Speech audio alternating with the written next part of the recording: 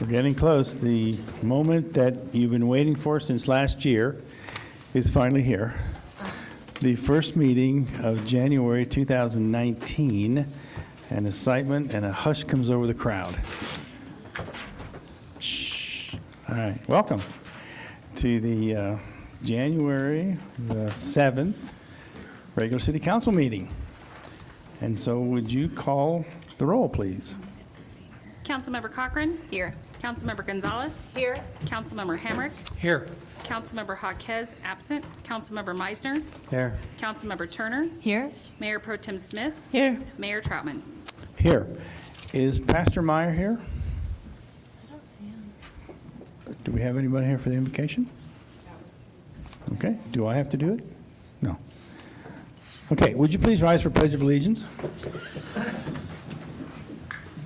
I pledge allegiance to the flag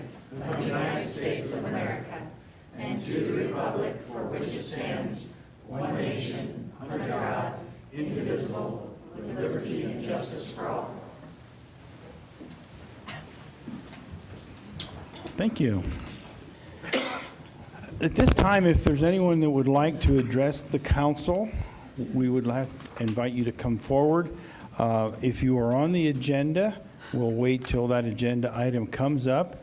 I see that, is the Lakeside Cemetery on our agenda? No? So, Louise Barton, are you here? Louise, would you come up and speak to City Council? And we'll go ahead and time you. You have at least 3 minutes. I just came here to thank, Could you, is the mic turned on? And just pull it down, there you go. Great. There I you go. came to thank the council for the letter that they provided me. Your letter and my research, the Fremont County Heritage Commission has granted Lakeside Cemetery historic landmark status.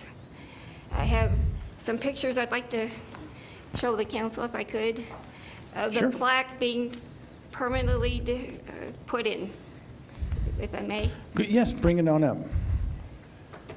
Is your mic turned on, or my ears aren't as,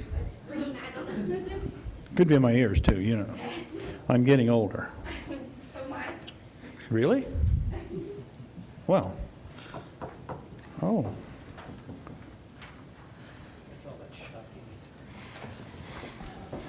So Drive if order. I may, Louise has done extensive research on almost all of the plots that are there, even the ones that don't really have much recognition.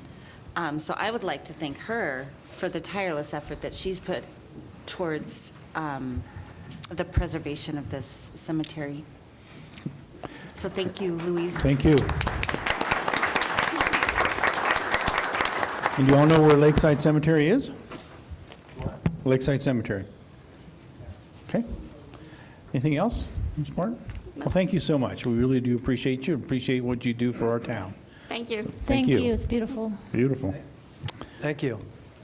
Okay, the Black Hills franchise is not on our agenda for this evening.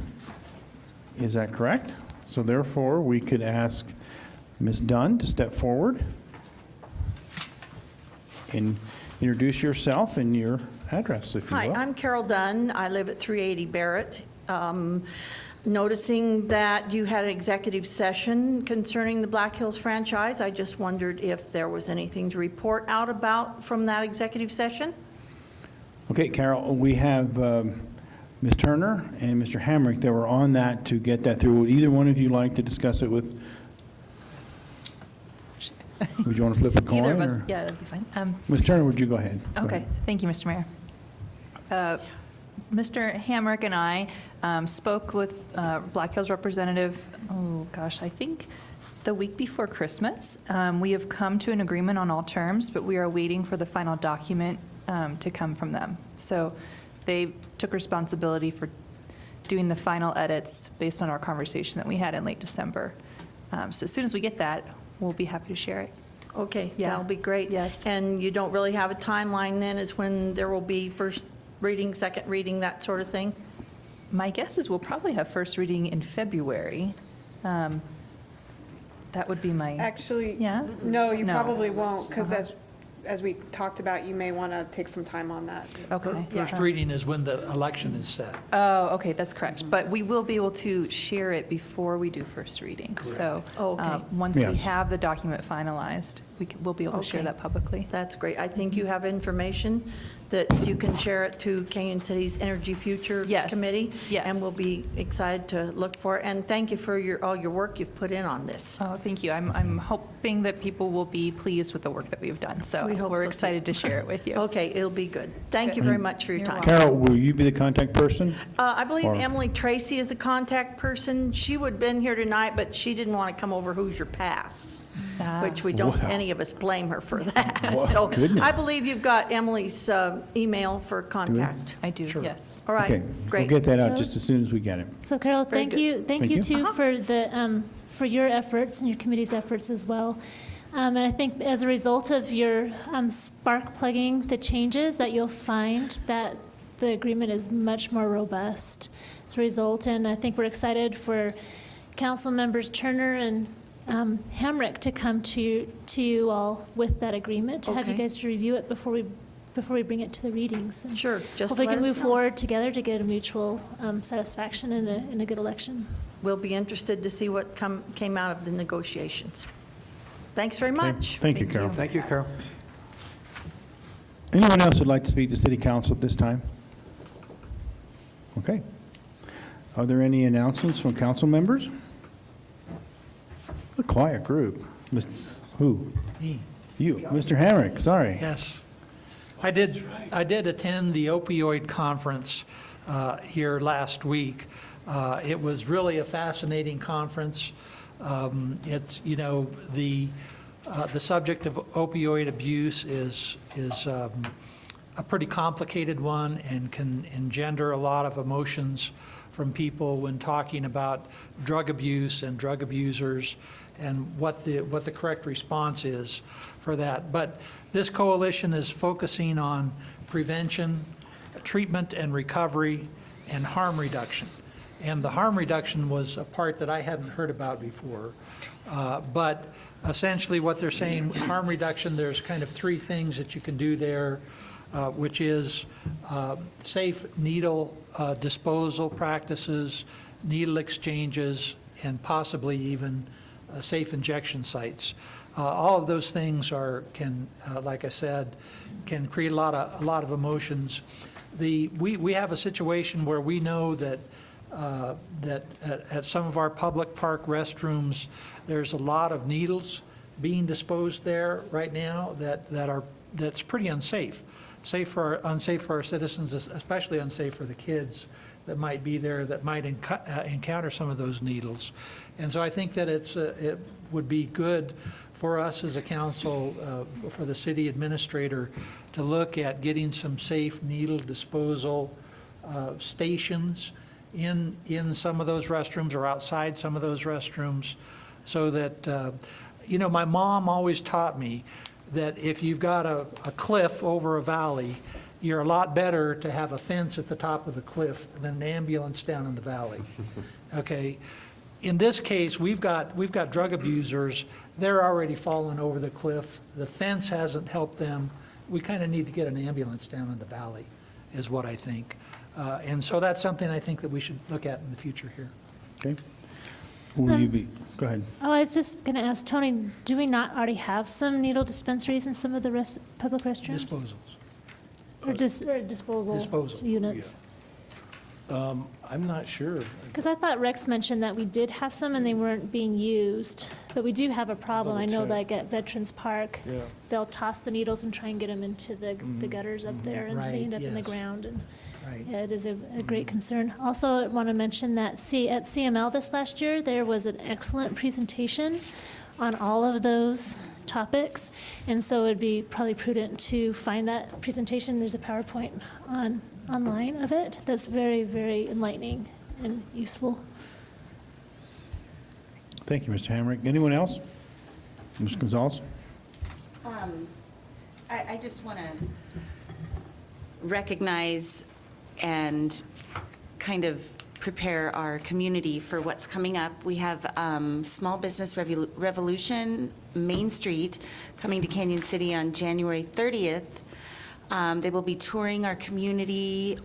This has been spearheaded by Ryan Stevens, our economic development, is he economic development director? I couldn't spit it out. But it's a huge opportunity for Canyon City to get recognized. Possibly 5 businesses or 4 businesses, I can't remember. Top 5 businesses in Canyon City could get some pretty substantial makeovers, as well as national recognition. So this is something exciting that's coming up for our community. I've always felt that Canyon City was just kind of almost there, and this might be we're going to get there. So I just want to put that out there as an announcement to be looking for these folks coming in and touring our community. And I want to say a huge thank you to Ryan Stevens for spearheading this. Thank you, Ryan. Absolutely. Thank you, Ryan. Oh, Mr. Mayor, I did Mr. have one Hamrick, other go thing I ahead. wanted, actually, I brought a kind of a show and tell, which is this is Narcan, and this is the substance that you can use on a person that has overdosed. It's a opioid antagonist, which means that that's the only effect it has. It can save lives. I picked up my free dose. You can actually go to any pharmacy. They may have to look around in their paperwork, but there's an open order for Narcan for any individual in the state. They are simply plunge applicators, nasal applicators. All you have to do is stick the nozzle in the nose and push the applicator, and that's it, and you can save a life. And to that note, we should indicate the police have been carrying on every officer Narcan, and this past year alone, they saved the lives of 4 people by doing exactly what you're suggesting. Thank you. Thank you. So very proud of our police force. Okay, then, Oh, Mr. Mayor, I do have Well, a few you go right ahead. announcements. I just want to remind City Council members that Tuesday at 4 o'clock, we have our meeting with the prison wardens. Wednesday's general government meeting, we're going to be talking about additional stormwater funding ideas. The Children Advocacy Center is having a tour on the 10th at 3 p.m., and so that's pretty exciting to have that in our community. It's also another really needed service that we have, or that we have. I'm excited to see that. And then Friday, council members have an opportunity to tour recreation centers in the state of Colorado, and as part of our research and looking forward to possibly getting a community recreation center here in Canyon City. great. How many will be going on that tour, Friday? I think 5. 5? Wonderful. I guess we start in Woodland Park and progress Yes. over. Okay, So great. we have a busy week this week. Okay, now, when you said the Children's Advocacy Center, would you want to expand on that so people know, or? The Children's Advocacy Center is for our kids who have been sexually abused, And where's it, can we say where it's and located? it's at our police annex. And so that advocacy center is where those kiddos can come if they've been victims of abuse, that they can go and get their interviews and their exams and everything in one safe, friendly location where they can be comfortable and not have to go from facility to facility. Will that tour be open to the public? I think it is just for our city council members at this time. I'm sure that it's at the police annex on Ohio. Our new police annex. Mr. Derek, Mr. Harvey, would you? Chief Harvey, I'm sorry. Just a comment about that. I think it is posted, correct? But the Child Advocacy Center is not a public facility, and so Okay. folks would not be able to come and attend that tour. Okay, thank you. So I think it's for us city council members because we're partners within this their location. But they anticipate having over 150, potentially 300 cases in a year, which Wow. is really, really saddening that So, our yeah. kids are subject to that abuse. So we can tour groups of 3 or more, right? No, it's No, the whole public. council, It's goes. public. It's scheduled. It's as a meeting. scheduled in public, so we can all go together at one time. I understand. And one last thing, I just want to say, part of our issuing in the new year, we had the fireworks show that Yeah. Canyon City hosted, and it was fantastic, I It hear. was. And we had it in snow just to make it extra special. Okay. I just wanted to add one more. We do have a Brownfield meeting that's regarding the Brownfield grant that we have for Fremont County. And that is one of those that we'll talk about renovating or cleaning up sites that could be needing some help.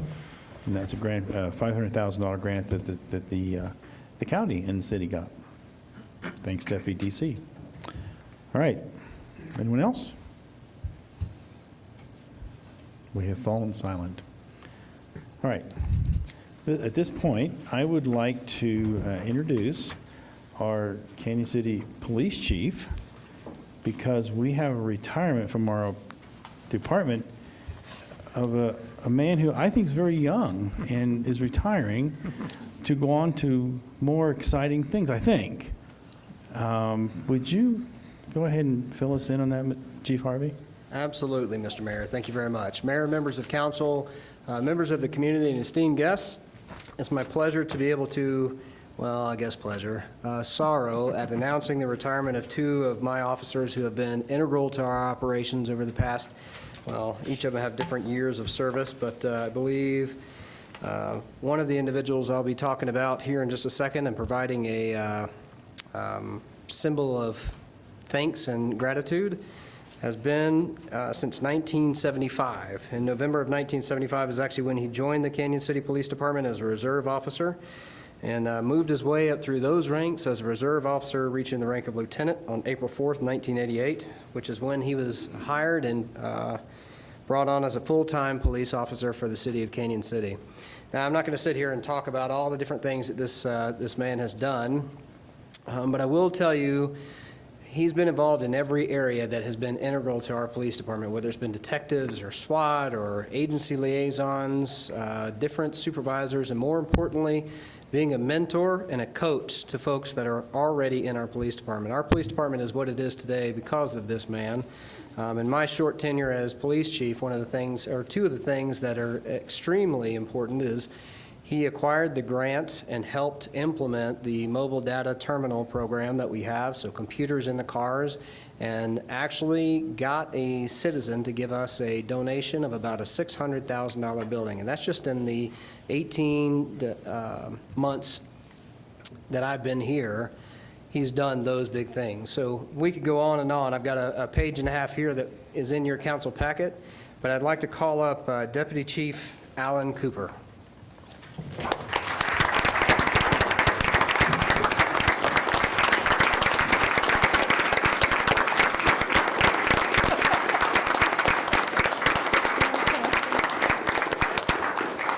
So two things. Number one, he's a very serious individual, but he also has a really good sense of humor. And so he corrected me when I called him Deputy Chief Cooper. He said, Deputy Chief Cooper, retired. Also, we have a presentation. Every badge that he's worn as a Canyon City police officer is going to be in this shadow box that was created for him. And hopefully, we did not add, because we don't have access to it, the badges he's going to be wearing tomorrow morning. But obviously, Sheriff-elect Cooper needs really no introduction, but has been truly integral here. And something else, in addition to this this badge award, we also are going to get his gun that he used here at the Canyon City Police Department engraved with his years of service and name. And unfortunately, I don't have that to be able to present to him tonight because the folks that were supposed to engrave it were out of the country and coming back today. So I told him that, and he said he's got plenty others he can use in the meantime. So TSA didn't get it right. Okay, well, it was. And so what I'd also like to do at this presentation, Deputy Chief Cooper has served this city a lot, but folks that often get forgotten are the folks that have supported him throughout this stressful and difficult career. And so if she would be willing to join us, I'd like to call up Sandy Cooper as well.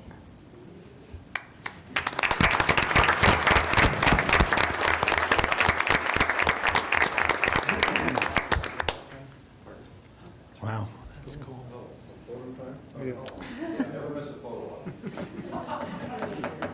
Campaign's still on.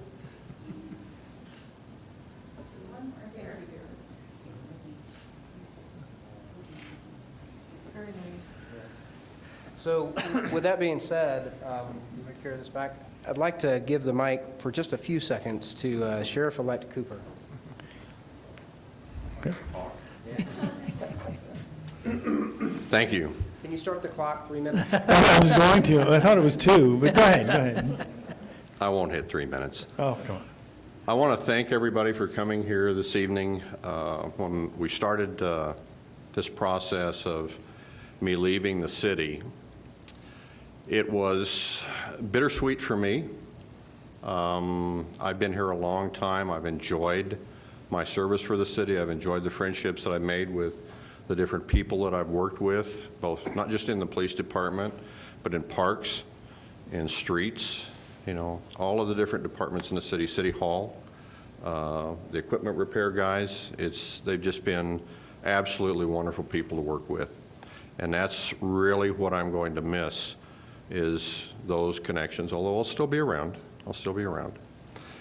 But Chief Harvey did hit the nail on the head when he said that there are people behind us that allow this to happen. And one of those is my wife, Sandy, who has always been in the shadows, but has always been there to support me. And I will tell you that had I known what I was getting into when I ran for public office, probably would not have done that today. But she stayed there with me and supported me, and thank you, dear. Very much. Thank you. And now I'll go on and start another adventure. Thank you. Yes. Thank you again. We certainly do appreciate it, and our town is much better off because of the service that you gave to us. And we hope that continues, that friendship, even though you'll be working for the county and for the sheriff's department. You will be the sheriff. What are we talking about? Tomorrow. Yeah, that's what they tell me. That's what they, oh, no. I think there's a new sheriff in town. That was from Meisner, by the way. So if he's in the county, you can clip him if you wish. So, but Yes, thank you. I've already given, you know, some targeted Have you? targets of acquisition out, so. I see. Okay. This is Meisner. Well, thank you. Would you want to bring all that, does the council want to go down there and take a picture with it? Yeah. Let's do that. That sounds like fun.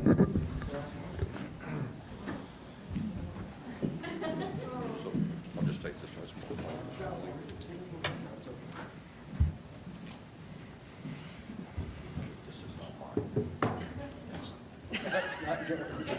I was going to take that one.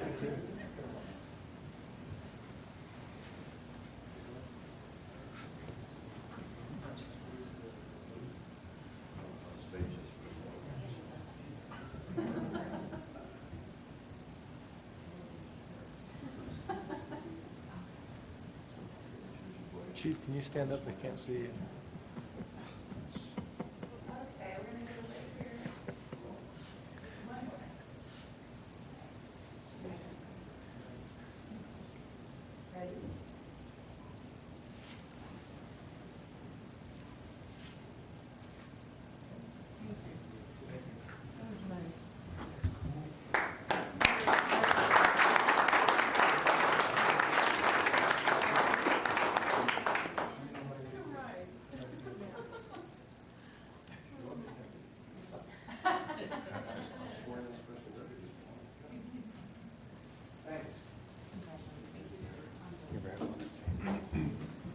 See you tomorrow.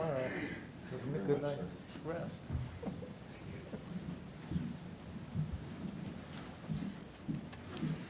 Wow. It's quite a milestone. Thank you so much. And just a thank you to our police department and all the people that protect us and make us feel safe. We certainly appreciate that. So, now, Chief Harvey. So I've got one other one, Mr. Mayor, and this gentleman has no less been equally as influential with the department, but did not have nearly as long to make an impact as Deputy Chief retired Cooper had, and that's Detective Sergeant Derek Irvin. So if you would, please join me up here.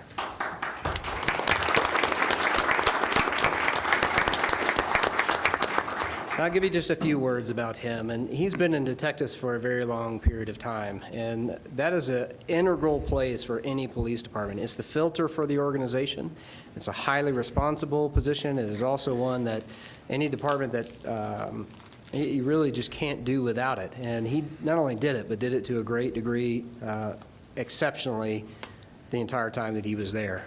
Had great relationships with the district attorney's office, had great relationships with the Child Advocacy Center and other stakeholders that were influential and very important in the work that he did. He's been with us about 16 years, but he's been around the county for a lot longer than that. And I believe it's a return to the sheriff's office, isn't it? Correct. So he's actually going back. But I think it suffices to say that both of these gentlemen are an extreme loss to the police department. But at the same token, we're not losing them. We're gaining some very strong allies across the street that help us with crime that knows no boundaries. Folks who commit crime within the city limits of Canyon City also committed in the county and vice versa, and even cross Fremont County into Pueblo County. And so, you know, even though I've lost their experience inside the department, I'm extremely hopeful for what they're going to bring. And Mr. Irvin is changing his title as well, and he will be the undersheriff in Fremont County. Just to capitalize a little bit of things about, other than the detective sergeant role that he had, he was also on the Combined Investigative Response Team, the Regional Response SWAT Team, Central Mountain Response Team, which I guess was the actual regional team, and then was also on SWAT. So a considerable breadth of experience at Detective Sergeant still? No, I transferred before I retired. Gotcha. Under Sheriff Derek Irvin. And so same thing here. 16 years in law enforcement is a long time. And so if she'd be willing to join us, I would like for Jennifer Irvin to join us up at the podium as well.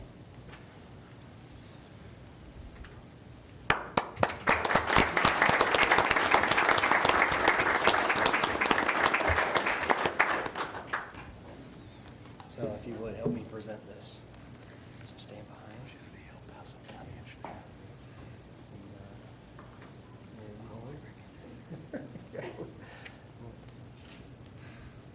Smile there.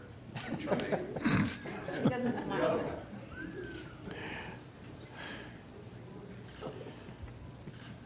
We want to go down front and take it? Before you go. So I'd request that with Under Sheriff Irvin, we also do a picture with council, if that's amenable. Absolutely. Let's do it.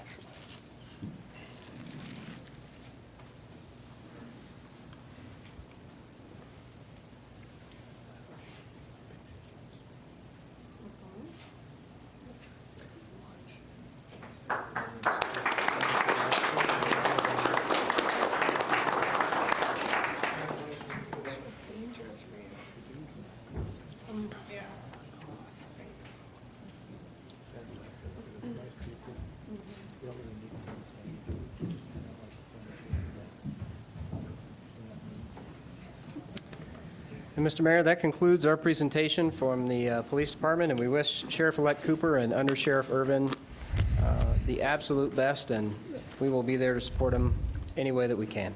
Thank you for your time. Thank you, Chief Harvey. Appreciate it. Thank you, gentlemen, and both your wives for the support. Okay. Moving on, we have the adoption of the agenda and the consent agenda. So you had time to review that. Mayor and council, typically I would run through the consent agenda. We have 23 items tonight. I would request if there's an item that you have a question on or any issues, I can answer that. Otherwise, I'll assume the rest of them are fine. Or I could go through each one of them, whatever your preference is. Okay, what's the preference of council? Any, what? Based on questions? What? Does the council, which council member has questions? Who would like to go first? Mr. Meisner. Just for information, I had a question about, we're doing all the bid renewals, and I had some concerns that most of those were at zero cost increases. Some of them had a cost of living increase that was stipulated as an option within the agreement, and a couple of them were a little higher, and I had some concerns about that. Tony's kind of twisted my arm, and I agree, no. We just kind of looked at the number of years that some of those contracts have been in place, and how maybe some of the cost of living increases would have impacted some of those and not some of those others, and those two will be up for the 3-year bid next year, so I'm comfortable with my question on that subject. Anyone else on any item? Yes, Ms. Smith? Tony, I have a question on some of the bids from the street superintendent. There was some wording that I don't remember seeing previously and throughout my years here. And it said that, and the wording is that if the vendor is unable to supply the needed material, the city of Canyon City reserves the right to purchase from the next lowest bidder. Yes. And So I'm whether not sure if that's I'm entirely rock comfortable with that. material or Right. flow, because those are time sensitive, we're in the middle of a project, and for some reason, the vendor can't provide us that, we would go to the next lowest bidder. So on a number Doesn't of- happen very often, but we need that option when we're in the field. But there's a problem. Yeah. Yeah, but sometimes there's two things. One, if I don't like the price of the next lowest, or the next lowest bidder. And number two, a number of these, it says that, but there isn't another Right. bidder. There's only a sole bid on there. That's not even an option. Yeah. A generic letter. Yeah, it's very rare that something like that were to happen, but it's just a safeguard in case we needed the material to complete a job, if we're in the middle of a job, but it rarely happens, it's just a safety valve. And this is material being provided to the city for work that we're doing, and just in case we go to them and they don't have it, we can go in the interest of time Yeah. and acquire it from another source, if there is another source available. Yeah, yeah. And it's a reasonably priced source. Yeah. True, Yeah, yeah. true. Yeah. Any other questions about any of these 23 items of dollar? On 8K for B&G Construction. The contractor has agreed to hold 2017 prices plus 15%. Was there a price increase from last year? No. No? So they've been providing the services since 16, so 16, 17, 18, they held their prices. This is one of the concerns Jim had. This is a very labor-intensive service, so as I indicated to him, not that they're paying minimum wage, but they're paying just above minimum wage for most of their labor. Minimum wage from $2.16 until January 1st, when we have the new $11.20, has gone up 34%. Okay. So this is a 15% increase. All right. It's a very labor-intensive service. And then- And they've done a good job. Yeah, Yep. I would agree. 8L, how many alleys need to be done to complete this project? Usually just two. Two. Before all the alleys are complete? Oh, boy, I have to go back and double-check the map with Adam. I'll get you that information tomorrow. So we do 2 alleys a year? Yes, Okay. yes. They each cost about $100,000 apiece. And does that include the maintenance and, Just a reconstruction of the alley. Yeah. okay. And Avalanche has done a very good job the last 2 years, but as Jim indicated, this particular bid would be rebid next year. Okay, and then I had a question on 8R.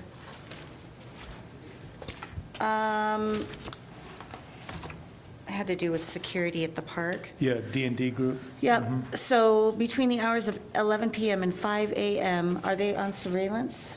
Or They is it a- visit each of the parks to make sure the bathrooms are closed and there's no loitering or people in the park, because that is a period of time they're prohibited from being in our public parks. Okay, so it's not totally up to CCPD to No, be in fact, that's why we monitoring? hired them, Okay. so we could have more vigilance in the parks. And it really has been super helpful to Yeah. have those locked up. And the biggest Yeah. problem and now we have is as soon as they open up at 5 o'clock in the morning, the homeless move into the bathrooms because they're heated and it's a warm place to stay, and which is intimidating for some of our early morning exercisers along the river. I agree.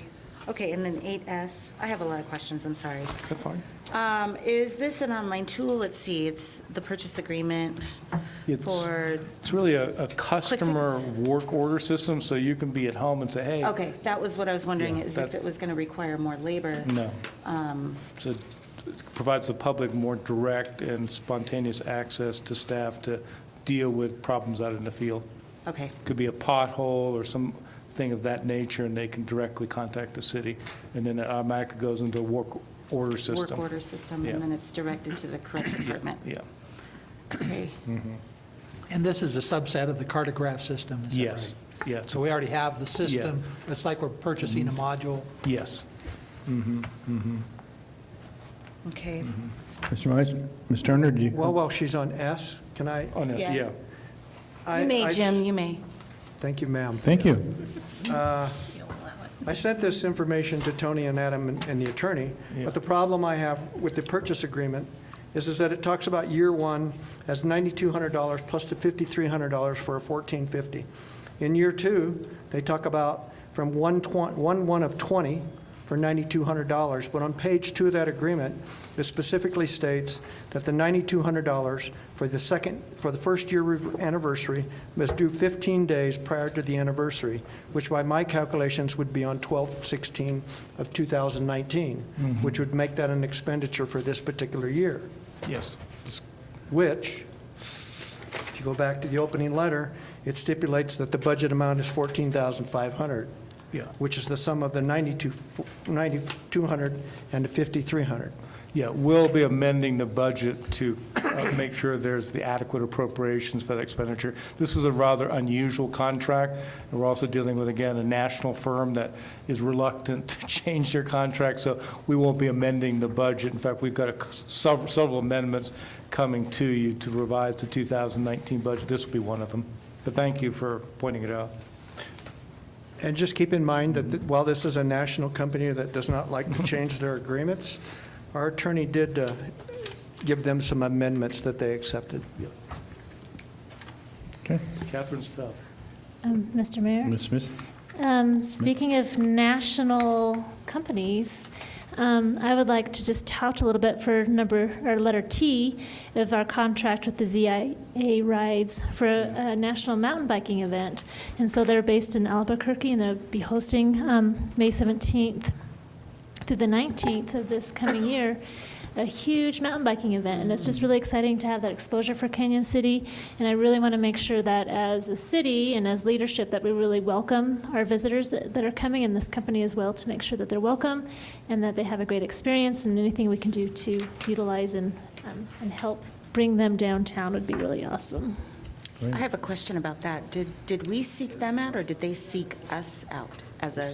They sought us out. They produced major races in New Mexico and Arizona. This is their first foray into the state of Colorado, so we're really thrilled to have them Yeah, it's launch very exciting. their position here. And really, from our standpoint, as Ashley reflected, is to really create a brand awareness that we have 20 miles of fabulous hiking and biking trails that really could be ridden year-round, which makes us very unique. And that's one of the reasons we wanted to have this race earlier in the season for mountain biking, so folks from the mountains in Denver could actually see that you could ride today up there, but in May, it will continue to be fabulous, and they'll be shocked at the quality and the variety of the course up there.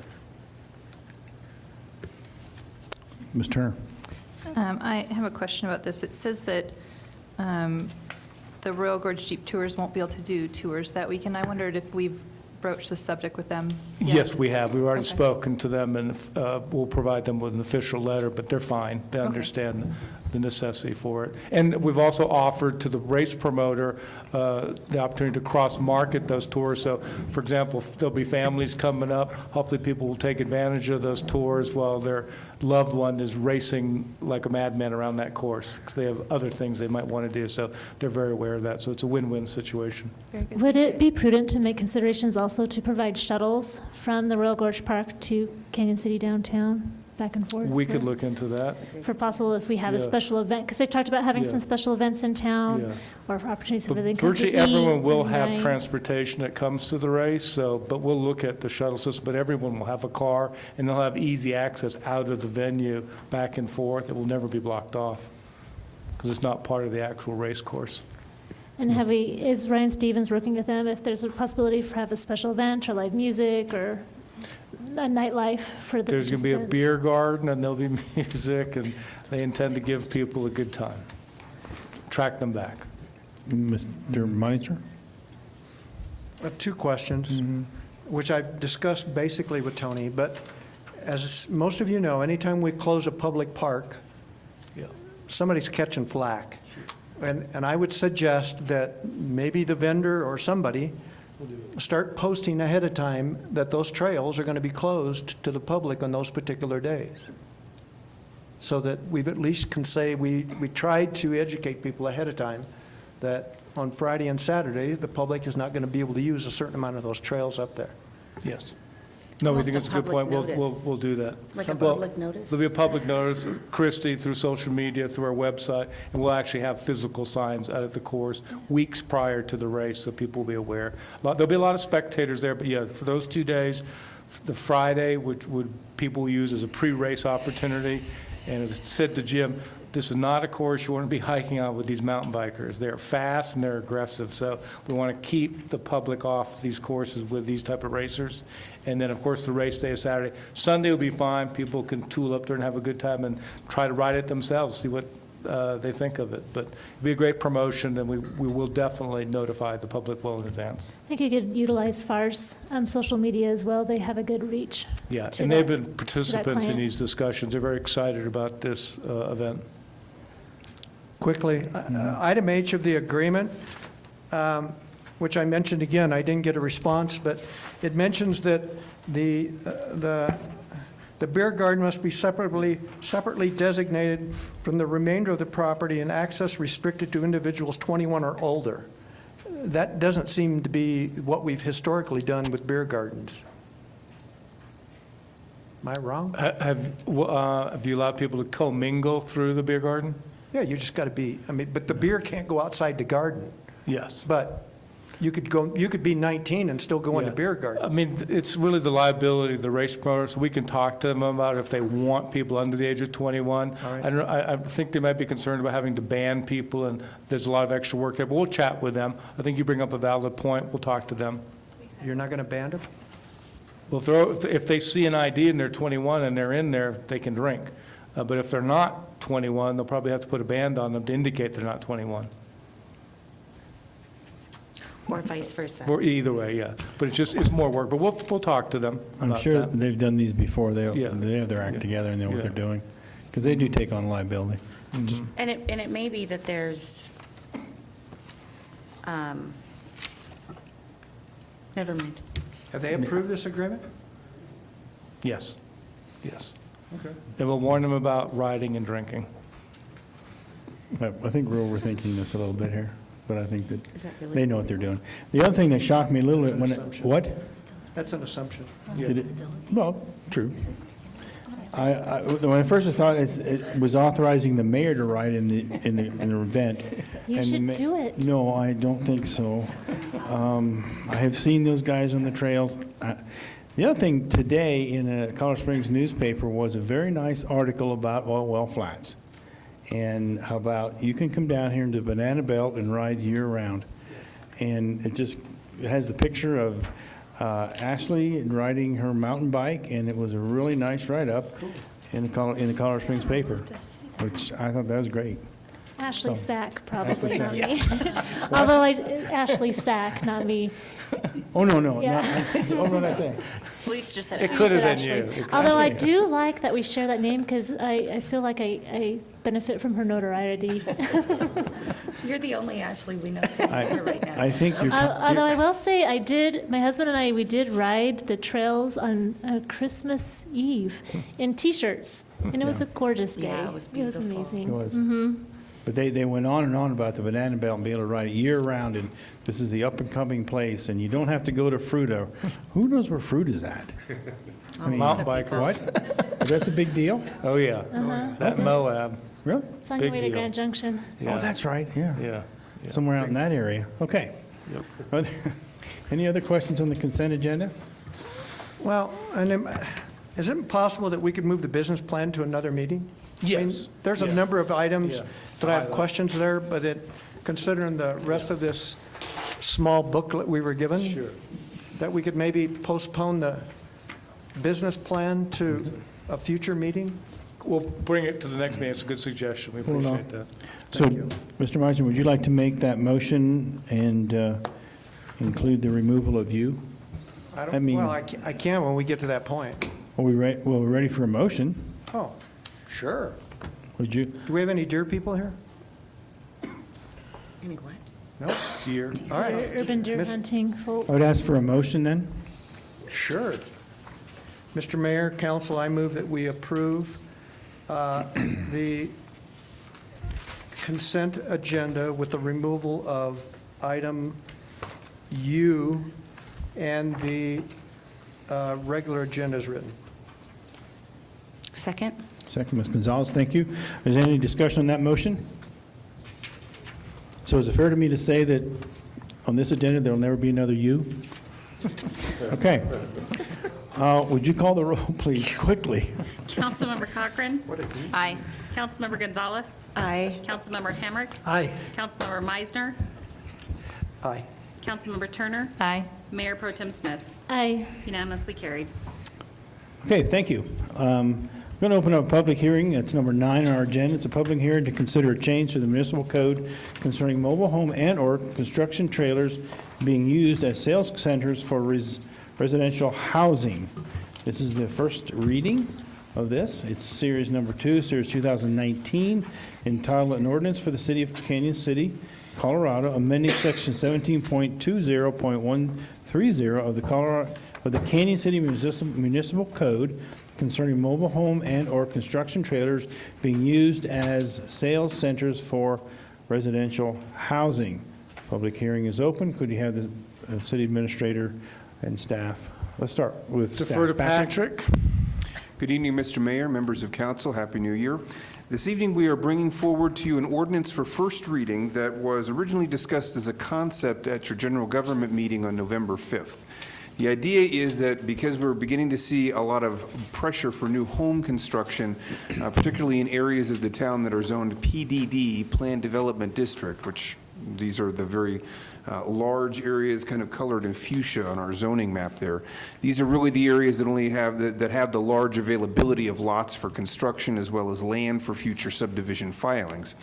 We've been getting some interest from folks who wanted to be able to locate mobile homes as temporary construction or sales offices. Unfortunately, our code, as currently written, doesn't allow that. So we have tried to get ahead of this issue and bring forward an amendment that would allow those with some stipulations on the limitation of use, such that if it's located in a lot and there is a building permit issued for that lot, it has to be moved. It can't be there for longer than 2 years. The proposed construction table will have to meet all applicable building codes associated with its location within the city limits.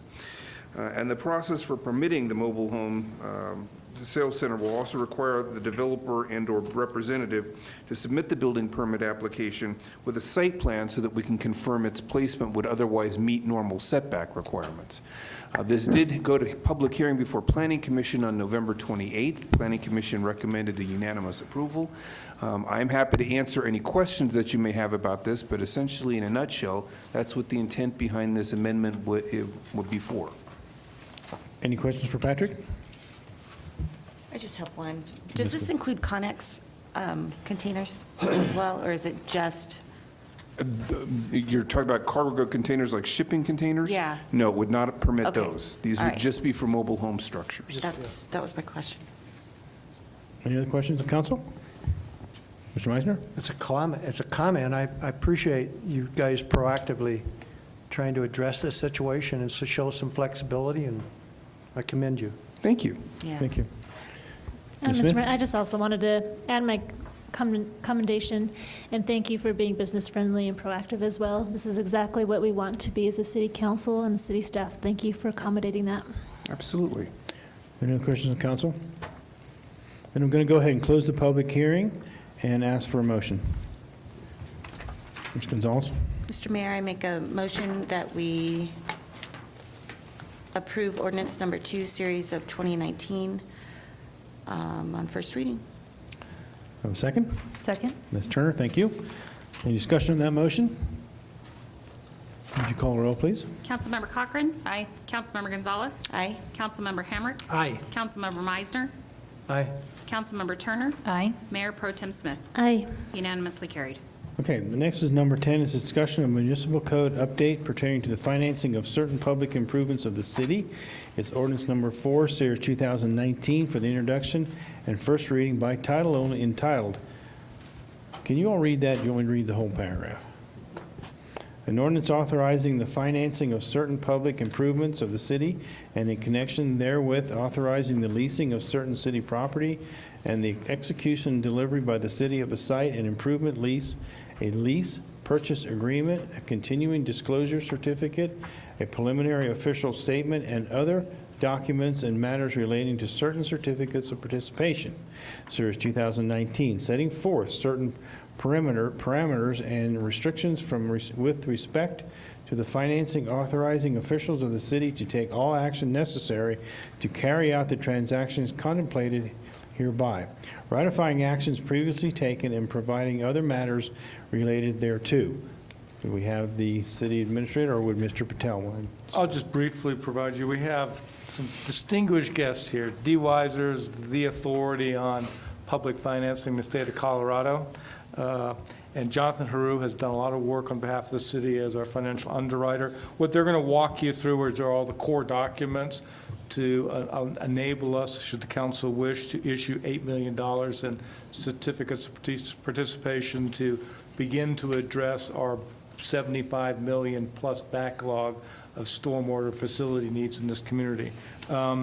We also want them to address the issue of whether it be prudent for the city. Certainly Harry and I believe it is, but ask them whether it be prudent or there's an alternative to providing or in assigning roughly $650,000, which represents a future principal interest on an annual basis, because from the general fund operating reserve, assign it for this sole purpose, because traditionally this enterprise would have adequate operating reserves to handle a one-year potential default. So in lieu of that, we're proposing that the general fund serve as this financial backstop in the rare circumstance of a potential payment default. But they'll express their opinions on this, and we look forward to hearing from them. Mr. Weiser? I'm Dee Weiser with the law firm Butler Snow. We've had the pleasure of working for the city in the past. The ordinance before you tonight authorizes a lease purchase agreement type financing that involves the issuance of certificates of participation to investors. The two principal documents that the ordinance approves are a site lease. This is a lease of several of the city's buildings, the police building and municipal court building, the museum and history center, the public works shop and office, and the library. These will be leased to UMB Bank, which is acting as a trustee on behalf of investors. Then there will be a lease purchase agreement where UMB Bank leases those assets back to the city. If the city performs all of its obligations under the lease purchase agreement, both the lease purchase agreement and the site lease will terminate, and the city has full title to those assets again. The lease purchase agreement financial obligations are subject to annual appropriation by the city council. So in each year, you'll get to make a budget decision about whether you want to continue the financing. That's important for Colorado law purposes, that if it were not subject to annual appropriation, that would create an indebtedness that under Colorado law would have to go to a vote of the people. But the annual appropriation makes it possible to do that without a vote. It's a common financing technique in the Colorado marketplace. Indeed, the state of Colorado itself does a lot of lease purchase financing because it really doesn't have many other options available to it. Under Section 4 of the ordinance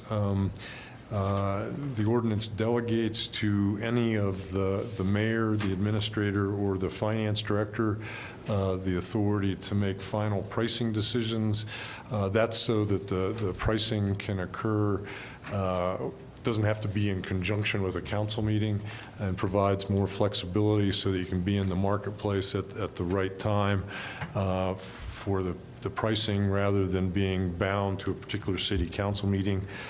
Section 4 of the ordinance does provide for some parameters on that delegation. Most notably, the site lease has a term which can't exceed December 31 of 2050. The lease purchase agreement has a term of December 31 of 2040. That's important to investors. In the unlikely event that the city should non-appropriate or otherwise default under the lease purchase agreement, that 10-year increment gives investors an opportunity to potentially recoup their investment by leasing these assets to other entities, potentially. Of course, no one really expects that to happen in this case, but it is an important tool for, or important feature for investors. With that, I probably should turn to Jonathan, who can talk about the marketing and where interest rates are and the like. Thanks, Dee. Again, Jonathan Heroux from Piper Jaffray. I was here back in the fall. We made a couple presentations regarding this transaction.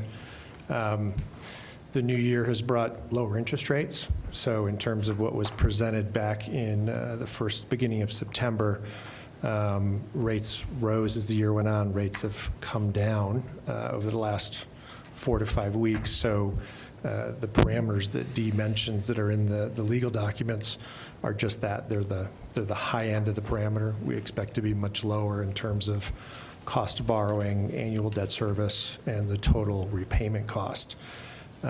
Right now, assuming council moves forward with this evening, we anticipate hopefully being in the market around the middle of September.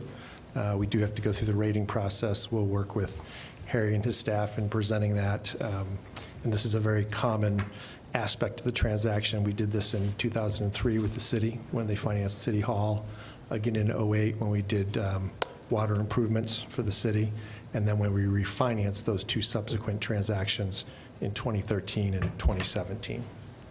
Jonathan, just to be clear, I think you're going to be in the market the middle of February. Did I say March? I apologize. If I said March, I meant to say February. Excuse me.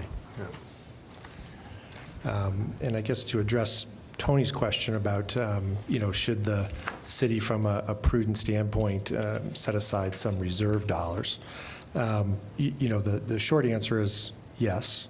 And the longer answer is, while, as Dee pointed out, and I think Harry knows from past transactions and historically what the city has done, you've never had a problem appropriating the annual debt service payments.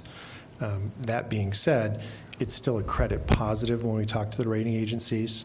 There can always be circumstances where there's a shortfall of revenues for some reason, and with a specific set of or pot of money put aside, that gives investors as well as the rating agencies a sense of confidence and comfortableness with the transaction. Any questions of council? Mr. Meisner? So is there a trigger, without reading all of the information you provided, what's the trigger for the termination of the lease site agreement? Is that the one that's 10 years beyond? Yeah, the site lease, Counselor, terminates automatically if the lease purchase agreement is fully performed. So if the city makes all of its payments under the lease purchase agreement through 2040, assuming that's where the pricing ends up, then the site lease automatically terminates, and the city now has all of its legal entitlements to the 4 assets involved. And then that's in this mountain of documentation? It is. Where's it at, do you know? can look. I mean, I don't want to take a whole lot of time, but, I did see that in there. okay, John saw it, so we're good. I did see that. Can I have another question? or Yes, go around? ma'am. Oh, go ahead. Ms. Gonzalez? Do we know yet what the lease prices are going to be on these properties? When you say the lease prices, Well, what are the leases going to cost us? What is this? oh, in terms of the actual annual debt service on this? Back at the September board meeting, we were using $599,000 on an annual basis. As I just mentioned a few moments ago, interest rates are actually lower. Right. And ultimately, the day that the city's COPs are in the market is the day we will finalize the pricing. Okay. The legal documents here give us a parameter, and as Dee pointed out, give the mayor, the city administrator, or your finance director the ability to agree to the interest rates. The day we're in the market, investors submit orders. We match up the orders with the COPs each year that are for sale, and that's the day we will set the interest rates. If we were in the market today, which we were not, but if we were in the market today, interest rates would be about 35 basis points lower than what I had shared with people in September. As a point of reference, I don't have that copy of the presentation for everybody, but we were talking about an average borrowing cost of about 4.17%. Like I said, if you were in the market today, the city would have borrowed all in for less than 4% for 20 years, which is the anticipated borrowing period. So my question is, having a history with Canyon City, how risky is this to our citizens and us? Well, I think as previous council meetings has discussed, and I think as Harry has pointed out as your finance director, there's the intention that you will be setting your rates and charges for stormwater to match the debt service payments. So, and we've assumed level debt service for 20 years. It doesn't escalate. So, there's always going to be inflation which can impact your operations and maintenance of the stormwater facility, but from the pure debt service standpoint, assuming council moves forward with adjustments to rates and charges, I don't see it as being that risky. Okay. But as Dee pointed out, each year, council has the right to review and decide if they want to renew the lease for the next year. Okay. So it's an annual appropriation. I'm satisfied with that answer. Thank you. Yep. I do have a question. In our previous meetings, when we were discussing and debating and approving the COPs in the first place, why wasn't this necessity for a $650,000 reserve brought up at that time? So that kind of impacts our decision making. I don't think the reserve is necessary from a marketing standpoint. In fact, from a marketing standpoint, there's no requirement for a reserve, given the essentiality of this project and the assets that are involved in Canyon City's financial reputation. I think the purpose of the reserve that the administrator talked about is really for your own comfort level, that if you had a down year, let's say you had another fire season and a lot of people didn't pay their storm fees, it would be a way to get through a year, a down year. So it's not an investor risk issue. Okay. So you could designate, we have reserves. You could designate, if we wish to, a portion of that we already have in reserves as a possibility for future. I mean, we're not taking it in a separate bank account and sequestering it. No. It's there. Yeah, it's just there. assigned. And for so this it's more purpose. of an idea that it's there just in case that should happen. Yeah. Heaven forbid, retail sales and things should fall off drastically, which I don't see happening. But it's not a requirement to get to the better interest rate. That's right. Okay. And it may enhance, as Jonathan indicated, the credit rating, which would in turn lower your interest on these debt and then therefore lower your debt service payments. For example, Jonathan just cited a 35 basis point reduction since our last discussion. That equates to about $50,000 a year, so it's not chump change. So anything we can do to enhance our credit worthiness will lower the cost of this issuance. I do have a curious question about that because the Federal Reserve raised interest rates just a couple of weeks ago, and so I'm kind of surprised to hear that the rates are actually lower right now. Is there a time sensitivity to be able to secure this lower rate? You are correct. The Fed did raise rates. The marketplace was anticipating the rate being increased. There are numerous issues that have started to drive interest rates lower. Obviously, you've seen the volatility in the equity market in November and December. When the equity market becomes volatile, historically, investors move into safer investments, which are considered bonds. So if you think of the law of supply and demand, you have more people wanting to buy bonds. So the price goes up, the yield is inverse, it goes down, so rates get lower. You've also had some recent discussions about a potential recession in 2019. You've had the ongoing discussion about trade barriers, trade talks, trade discussion. We've obviously had a federal government that's been shut down now for 3+ weeks. So all those dark clouds in the economy are generally good for the bond market, meaning good to borrow because rates are lower. Harry would tell you that the investment in cash of the city is also earning less money because rates have gone down. So there is an opposite alternative to that. You know, as our schedule points out, we hope to be in the market about 5 weeks from now. I can't tell you what my crystal ball says where rates will be in 5 weeks. I cross my fingers that rates stay low for the next 5 weeks. You know, as we get closer to the day of pricing, we'll be updating Harry and Tony on where interest rates are. The parameters we use in the legal documents are conservative, meaning they're all higher than what we anticipate getting. And the day we price the COPs is the day you'll know your exact borrowing cost, your annual debt service payments for the next 20 years. Thank you. Any other questions? Mr. Hamrick? Yes. In here, in a couple of different places, it says that City Council delegates to each of the mayor, the city administrator, or the finance director the authority to make determinations, decisions, and that there's an or between each one. Any of those positions individually could make the decision. That's correct.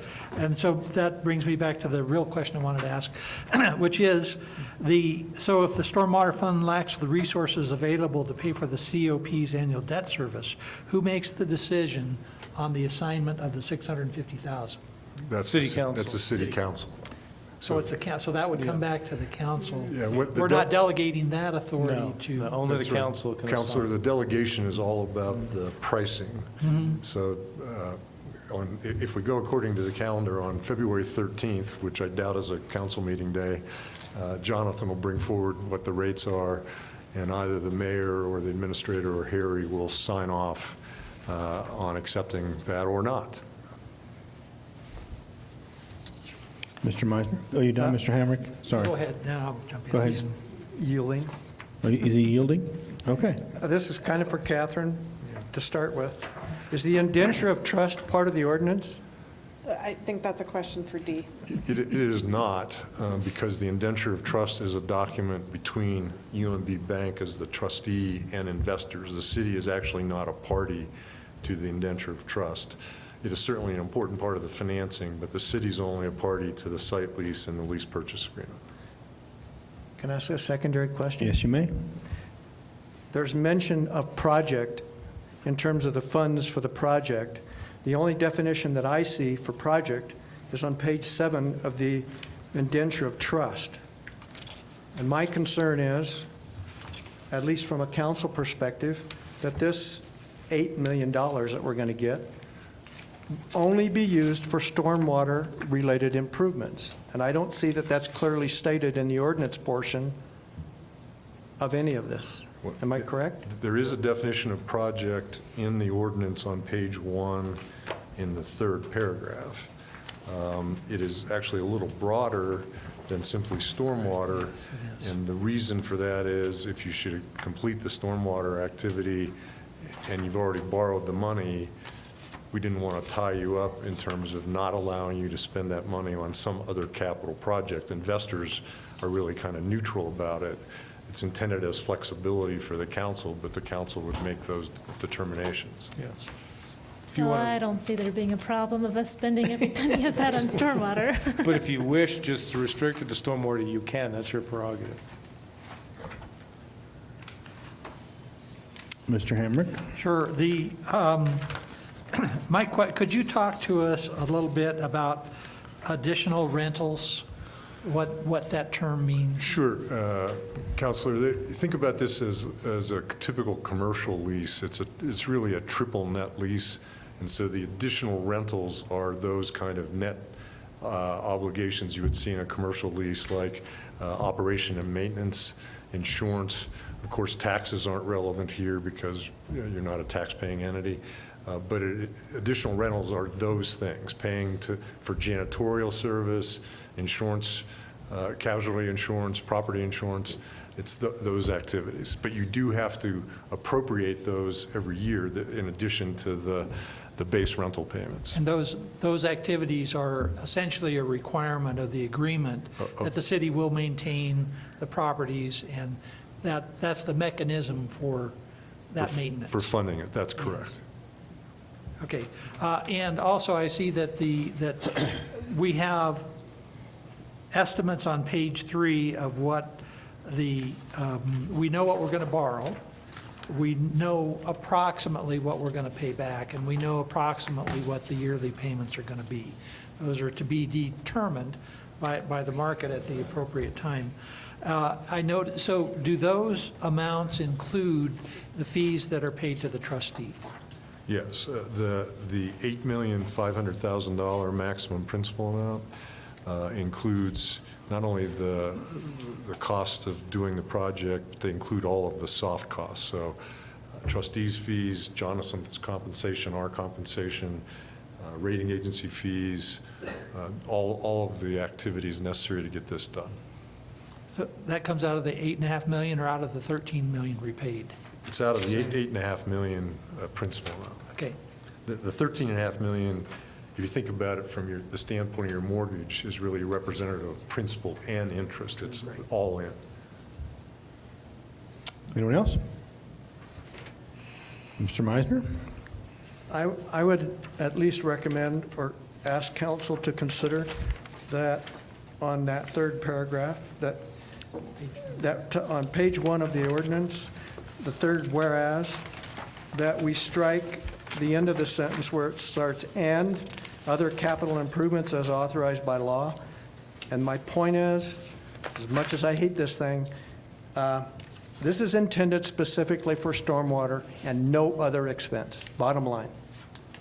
And there's an option there that it could be used for something, whatever that would be, whoever would approve it, but I would ask that that be struck.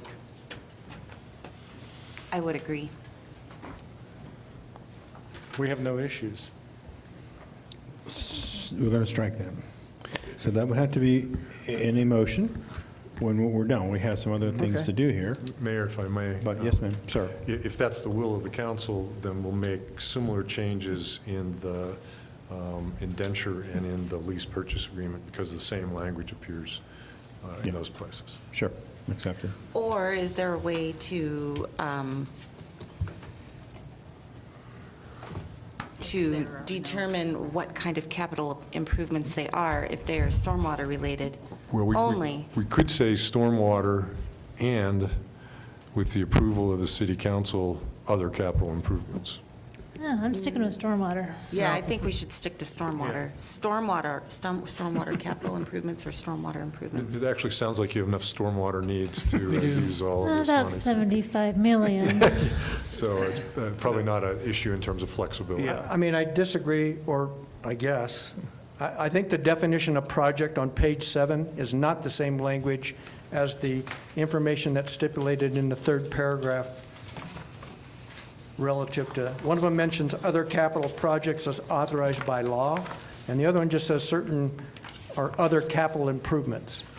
So we don't have the same exact verbiage, and I think that becomes subjective. We're bound by the ordinance. And I don't know who's bound by the indenture of trust. You're bound by all of these documents. Okay. And so the real issue, again, it's up to you, but from a flexibility standpoint, We don't want something in the documents with the investors that restricts your flexibility. But it sounds like you have enough stormwater needs that striking other capital improvements doesn't affect your flexibility, so we should just do that consistently through all the documents, That's my if that's the preference. council's will. Okay. Any other questions of council? Okay, then I'm going to, and we have two people wishing to talk to us about stormwater. I don't know if it's appropriate here. Yes. No, just right after that. Okay. Mike Grabowski, would you still want to talk to us about it, or? You will have to come to the mic, Mike. Mike? My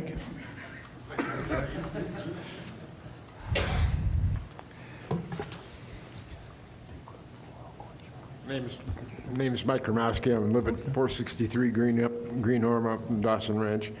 I'm also the HOA chair for Dawson Ranch. I just encourage the council to continue to move forward with the COPs. The city needs to demonstrate progress on the stormwater improvements, and it's obviously the fastest way to start working on those improvements. So I hope this moves forward quickly. That's all. Good. Thank you, Mike. Thank you. Manny Colon, I thought I saw you here.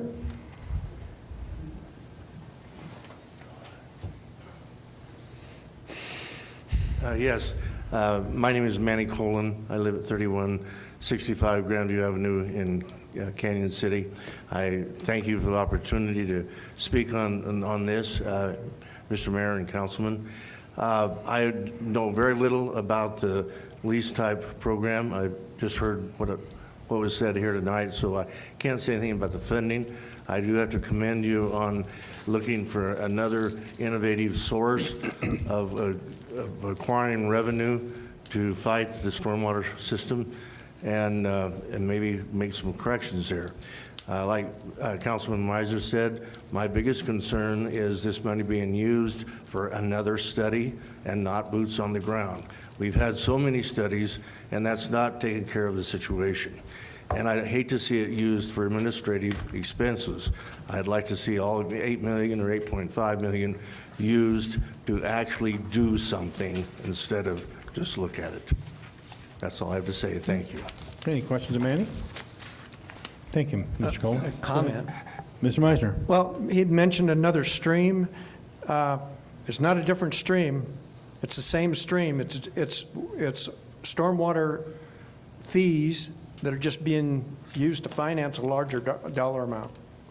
But this is coming from stormwater fees. Well, my understanding from what I heard was the stormwater fees were going to pay the interest against this principal. Right. Right. Yeah, so we're getting funding to get projects done now rather than later. Okay, so that doesn't do anything pertaining to the definition of projects. It's all about getting projects done. Very good. Thank you. Stormwater project. Stormwater specifically. Okay. Stormwater projects. Thank you, Manny. Mr. Mayor, can I make a motion? Are we ready for I wish that? you would, and we could move on. You bet. I'd like to make a motion that we adopt Ordinance 4, Series of 2019 for introduction and first reading with the amendments of, on page 1, striking in the third whereas, the phrase, "and any other capital improvements as authorized by law," the project end. And in addition to that, any other amendments that need to be made so that the writing is consistent throughout the documents. Second. Second, Ms. Cochran, thank you. Any discussions on that motion? Mr. Meisner? Just a comment. I realize I'm just a farm boy, but the city leasing to a bank, and then the bank leasing that same property back to the city to cover the costs of certificates of sale does not make sense to me. I understand it. I understand the Constitution and the legality of it in the state of Colorado, but to me, it just doesn't smell right. Thank you. Any other comments? Mr. Mayor? Yes? I would just like to say that we have already made a commitment to our citizens that we were going to get stormwater projects done now rather than later. We've already raised their fees, and they're going to want to see some projects done. They're going to want to see some results. We have residents and businesses being flooded year after year, and it's time to address those. And we've already made that commitment. We've already passed the approval of the COPs, and I recommend that we do what we need to have the Constitution to see it through to the end and make sure that we get projects done. I think it's a proper role of government. I'd rather see us set money assigned to get these projects done rather than to see other things funded by the city. Okay, now, we made the motion, it has been seconded, we're in discussion. Any other discussion? I just remind council that in year 4, when you're not able to do any capital improvements with stormwater, that I hope this same council is sitting here to answer those concerns from the residents. Thank you. Any other comments? Would you call the roll, please? Councilmember Cochran. Aye. Councilmember Gonzalez. Aye. Councilmember Hamrick. Aye. Councilmember Meisner. Nay. Councilmember Turner. Aye. Mayor Pro Tem Smith. Aye. Motion carried. Okay, I would like to move, let's go forward to number 16, which is consideration of the Royal Gorge Bridge Sinking Fund provision. Gentlemen, thank you. Thank you. Yes, Coming thank down. you so much. Okay, Appreciate thank your you. help. In consideration of the Royal Gorge Bridge Sinking Fund provision and major attraction request, we're going to have a staff report, or is it Yeah, going to we be? can give you a quick ahead. update if anyone from the Royal Gorge Bridge Company would like to Okay. speak in addition. The Royal Gorge Bridge Company is proposing a new attraction called the Via Ferrata. It's a system of climbing, very popular in Europe and becoming very popular in the United States. There's Telluride and Cave of the Winds, and probably the most significant one around here is up in Wyoming at Jackson Hole. It would be on the south wall of the canyon. What makes it unique is most of these Via Ferrata systems are horizontal climbs where you're cabled in, so it's safe, but still scary. This one also includes about a 630-foot descent, so it makes it very unique. I think will be a major attraction. The cost of this system is about $650,000, and under our agreement, Amendment 10 of the Royal Gorge Bridge is a sinking fund purposely established for the co-investment in these major attractions by the Royal Gorge Bridge Company and the city. There's $600,000 in there. What they're proposing is the city utilize $350,000 of that, and they will be paid back through the attraction. They're estimating, which we think is a conservative estimate, looking at other facilities around the country and what their price point is $85. Most are charging way in excess of $100, some up to $185 and doing extremely well, that we would generate about $175,000 a year. So we basically repaid the sinking fund in the first 2 years, and that point thereafter, it'd be pure new revenue to the city on top of the $2.7 million we already generate from the Royal Gorge Bridge. So this is an attraction which we think will bring more people to the park, more money for us, and offset any tax burden to the community, because the bridge revenue represents the equivalent of a 900% increase to our property taxes.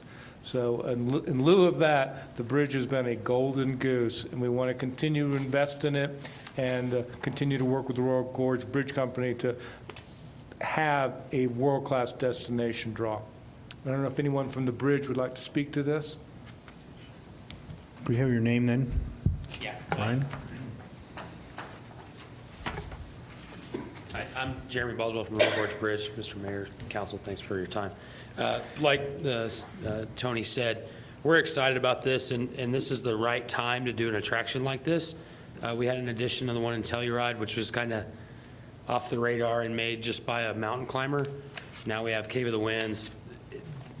The time for attractions like this is we don't want to do it but too late to when the market's saturated, because we want to be the new up-and-coming trend.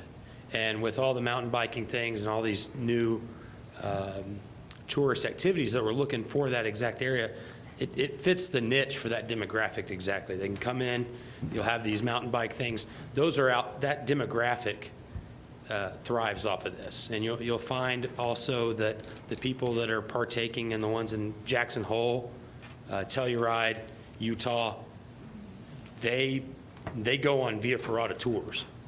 And so the contractor that proposed this to us, that we went out and looked at, said that our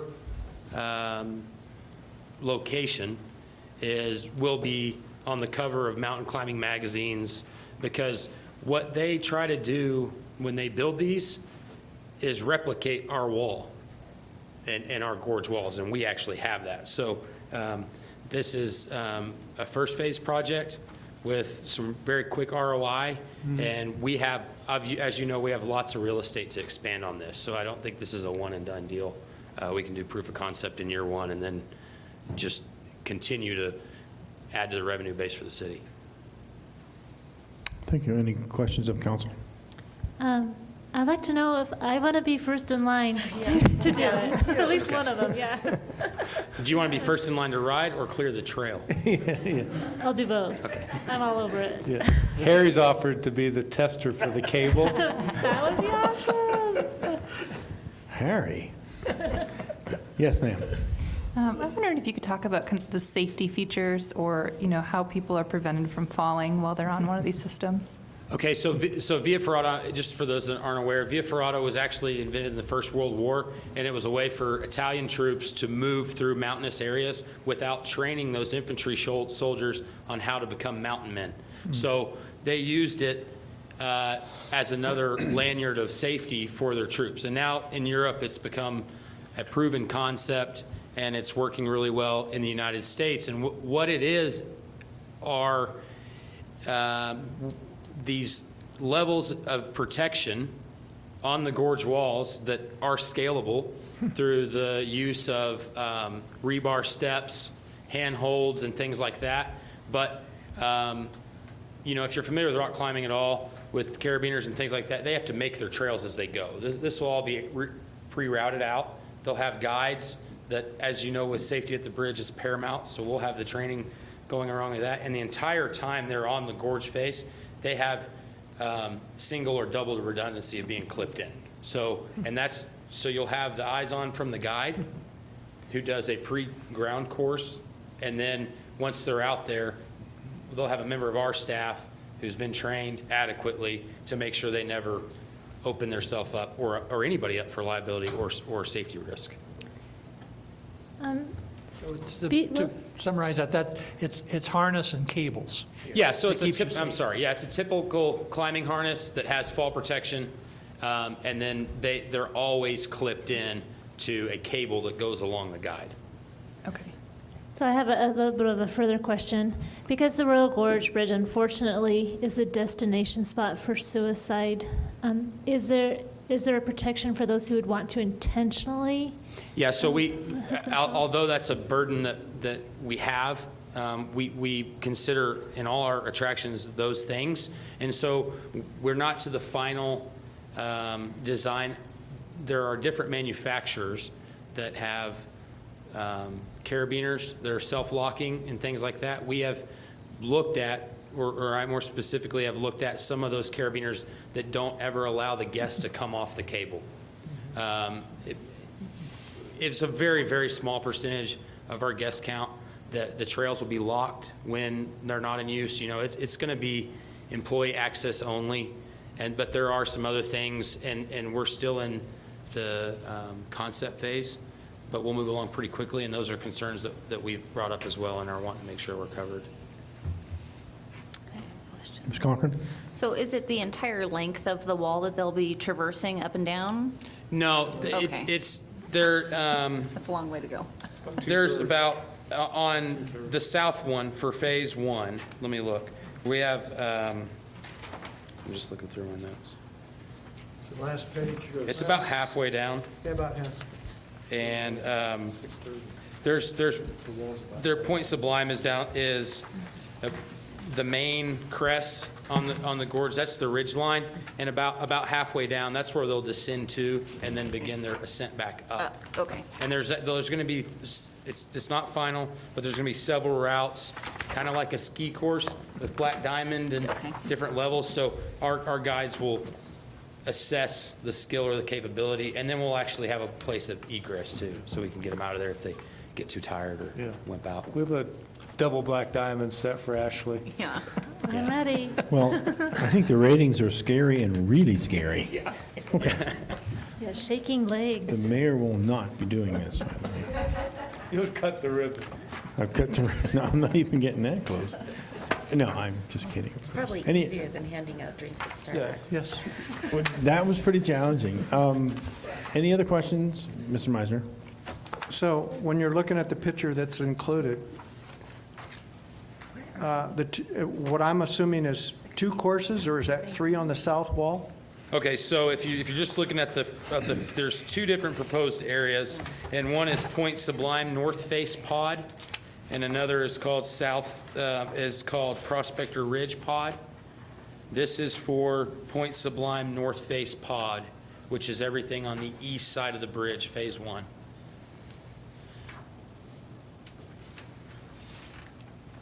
Which is, if you look at it, it looks about like 3 routes. It's the one that you can see has, I don't know what photo you have, but it says Easy Way Out, Sublime Slabs, Sublime Ridge, and then Practice Area.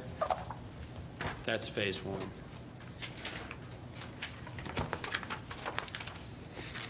Well, the map I'm looking at has south side and north side. Well, there's, Help me out, John. that's the Point Sublime North Face. So is this the Yes. That's for phase 1? Yes. But doesn't your information say that you're going to start on the south side? Well, This is the it's, south face. it's the northernmost of that ridge, but they are all on the south face. We're starting kind of on the east side of the south face, and then they'll Okay, be doesn't adding matter. routes to the west face. So, Yeah, makes sense. Oh, that makes it much clearer there, Ryan.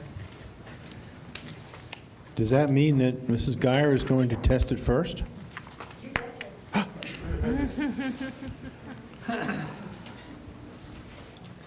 Okay, we have any other questions of Jeremy? Jeremy, right? Yes. There, it looks like there's a question in the Yeah, audience. I'm going to call next. Mr. Meisner? This is more for Harry or anybody else that can help me. I don't know that I've ever noticed the sinking fund in the budget. Where's that tucked away at? We have in the reserve for 600,000. And under the lease agreement, we are required to have that all the It's time. more like a trust for From the trust. bridge. Yeah. So, and we talk about that we're going to do half of the projected total. 325, yes. So is that our limit? Yes. And if it goes to 700,000, that's their issue. Yeah. No. All right. Thank you, Mr. Mayor. Thank you. Any other questions of council for Jeremy? Thank you, Jeremy. There's a gentleman back here waving his hand. Would you like to wave your other hand, or are you, or the restroom is out to the right? Oh, would you like to speak? Yes, please. Would you, thank you. Come on up, and I think I know you. Yes. Would you introduce yourself, though? Yeah, my name's Caleb Leonard, 1410 Willow Street. As a local adventure type person, I was really excited to see this on the council's agenda. It's actually something I've discussed in many circles for a number of years now, so it's exciting to see it happen. I would encourage the development of anything like that to be available for general public use, as well as not just commercially guided. There are a number of examples around the world, as well as in Telluride, where the general public is available to use these outside of a commercial guided atmosphere. I think the benefits of that is if you are targeting the mountain bike crowd, I think there's a certain number of, myself included, that are very guide averse, and we like to have adventures that are more organic, more scrappy, more do it ourselves. And I think by having it strictly commercially guided, you would lose a certain subset of that. I think by doing both, you could have a commercial subset where our average guest would be very excited about it, but you would lose a certain portion of the people, like myself, who aren't willing to pay $80 for that experience. But I'd be more than happy to drive to a community like this, buy my own gear, and go on it on my own. So I just encourage you to try to consider a way to do that. And I've got a number of ideas where you could connect something like this to downtown to where you could actually have a Via Ferrata type experience from town, which I think would place us on the map and be amazing. However, I think if it's commercially guided only, would be very limiting. So it's my 2 cents. I also agree with you. I think we have the dynamics to make a great climate community along with this kind of system, and we don't have it marketed quite yet. Shelf Road, to be precise on some of that stuff. But that's a whole nother discussion that maybe we need to get in touch with FAR or another organization to get that marketed out into our community. Because I think we have a great community, or the dynamics to create a great climbing community here. Yeah, and I do think the market is different than rock climbers, but it is. But it can open that door. Yeah, and I think we are very close to being on that cusp of a very outdoor adventure type area. However, I think if we narrow ourselves to strictly commercially guided, I think we shoot ourselves in the foot as just another tourist attraction, and instead of an organic outdoor recreation community. So, Sure, but then you're having to, then people who are going out to use that are having to buy their own carabiners, they're having to bring their own ropes, their own. They have that. People They that, do, have they that. do, but they're gonna climb. They're not gonna. and they like to buy beer, Yeah. and you would probably have to pay admission into the gorge anyhow. So I do think the gorge would get more visitation and more exposure for being not just a tourist attraction, but actually a more interactive thing like what we're trying to do with Sure. trails. So Sure. I think it could really add to that set. So those are my 2 I'm Good just a input. little curious, Caleb, what's your idea for incorporating Via Ferrata in town? Like carbacks? I or- actually think you can follow the old pipeline, extend it across the river.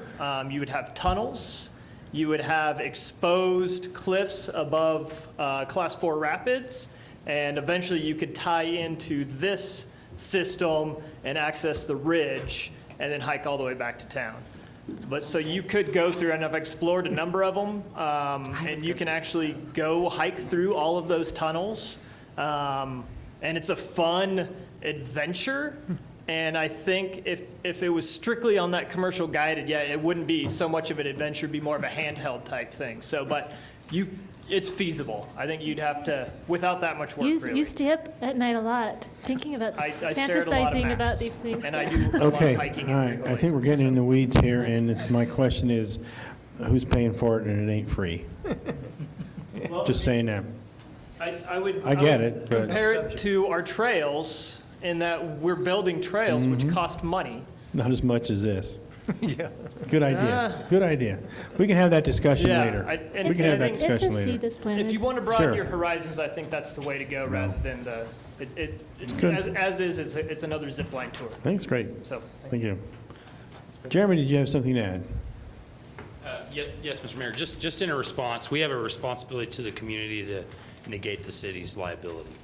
And that is the city's private park. And you can look, there are proven comp sets that work, like Telluride, where they have the general public come out there. And people lose their lives every year. Our track record of 90 years without guest loss of life is pretty good. I think that it's a great anchor. It's not another zipline tour, and it will be a draw for people like me that didn't know anything about these kind of things before to go out and explore FAR and other parts of our community, like tours and other rock climbing faces, because Via Ferrata can be the leapfrog into becoming a guide and doing it on your own. There's a massive market which is larger than of people that want to rock climb but would never put the time into it than there is of rock climbers that are specifically looking to climb the face of the gorge. And we spent a lot of time and money preventing people from being on our walls.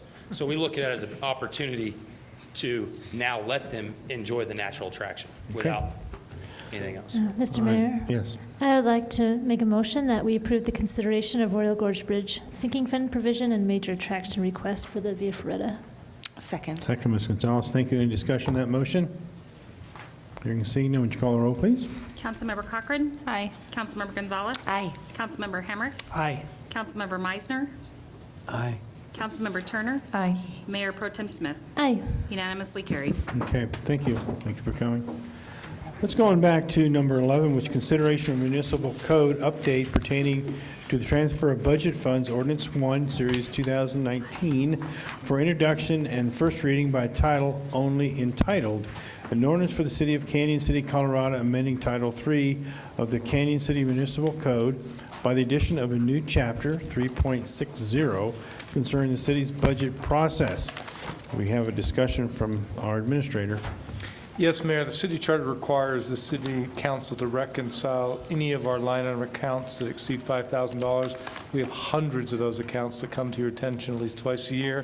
For the sake of eliminating a lot of staff work and council time, we're proposing a more traditional approach, and that is new phrasing of objects and purpose, which will allow you then to still oversee the budget, but not deal with the hundreds of line items we traditionally bring you. And these object and purpose codes would be for personnel services, office supplies and purchase services, and capital outlay. So our staff would have to spend within those categories. Anything above 5,000 between those categories would have to come to the council for your approval. But it will significantly reduce the paper trail necessary to meet the current requirements of the city charter and still provide additional financial oversight that you're mandated to provide.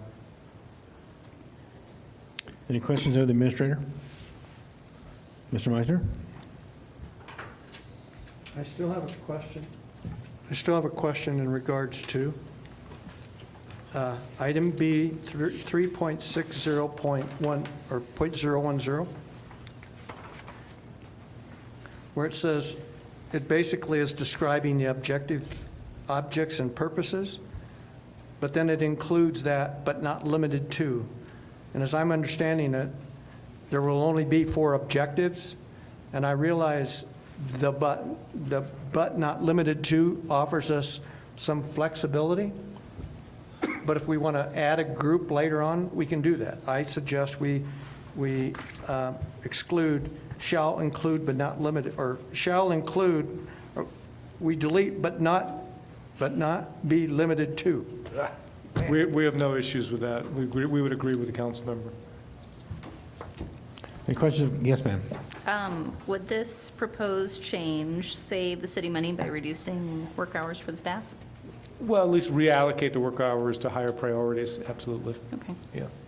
Wouldn't give any extra days off. Yeah, you can see what it's done to but- Harry after all these years. But yeah, I mean, You'd look a focus lot on better other things. had we had Ms. this 20 Turner? years ago.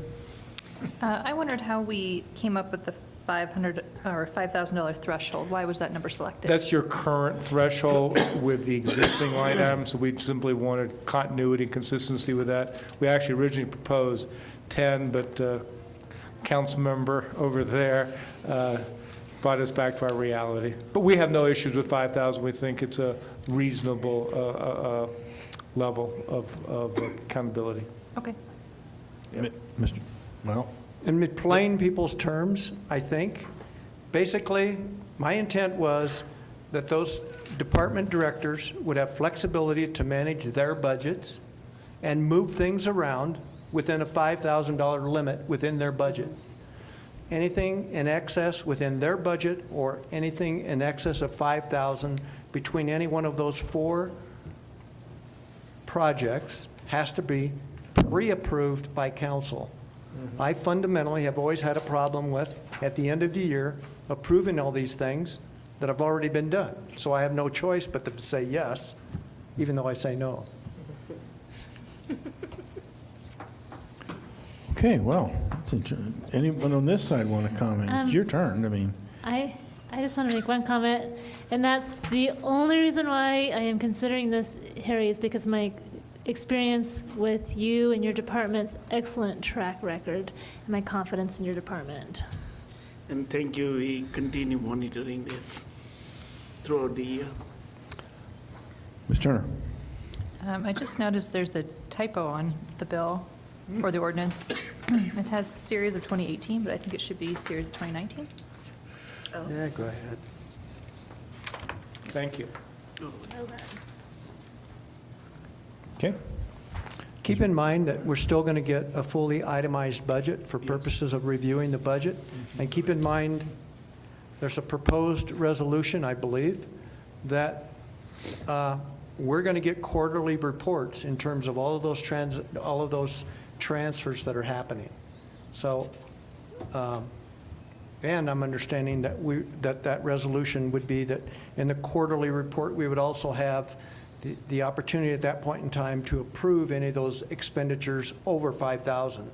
So we're not in December trying to approve something that happened in February and recall the discussions that happened in February.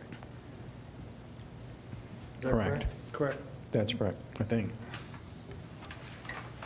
Jim, I think you should make the motion since you have some fancy wording you want to amend. It's not fancy.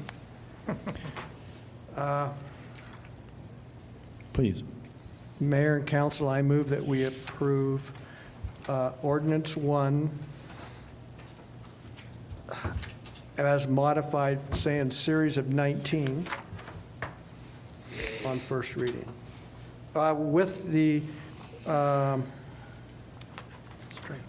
striking on 3.60.010, item B, the verbiage but not limited, but not be limited to, comma. Does that make sense? Second. Motion been made and seconded. Any discussion from council? Would you call the roll, please? Councilmember Cochran. Aye. Councilmember Gonzalez. Aye. Councilmember Hamrick. Aye. Councilmember Meisner. Aye. Councilmember Turner. Aye. Mayor Pro Tem Smith. Aye. Unanimously carried. Thank you. Number 12, consideration of municipal code update pertaining to Title 12, dealing with alcohol and marijuana. Ordinance 3, Series 2019, for introduction and first reading by title only. An ordinance of the City of Canyon City, Colorado, amending Section 3.12.050A and B, Section 5.30 and .020E, Section 5.30.040, Section 5.30.050, Section 5.30.006. Who does this stuff? Section number 5.30.070, Section 5.32.010, Section 9.13.010, and Section 9.13.040 of the City of Canyon City Municipal Code relating to alcohol and marijuana to bring the code up to date with changes in state law, and the mayor may need some of that alcohol. All right. Does everybody, any questions on that? Would the administrator like to explain this? Refer that to the city attorney.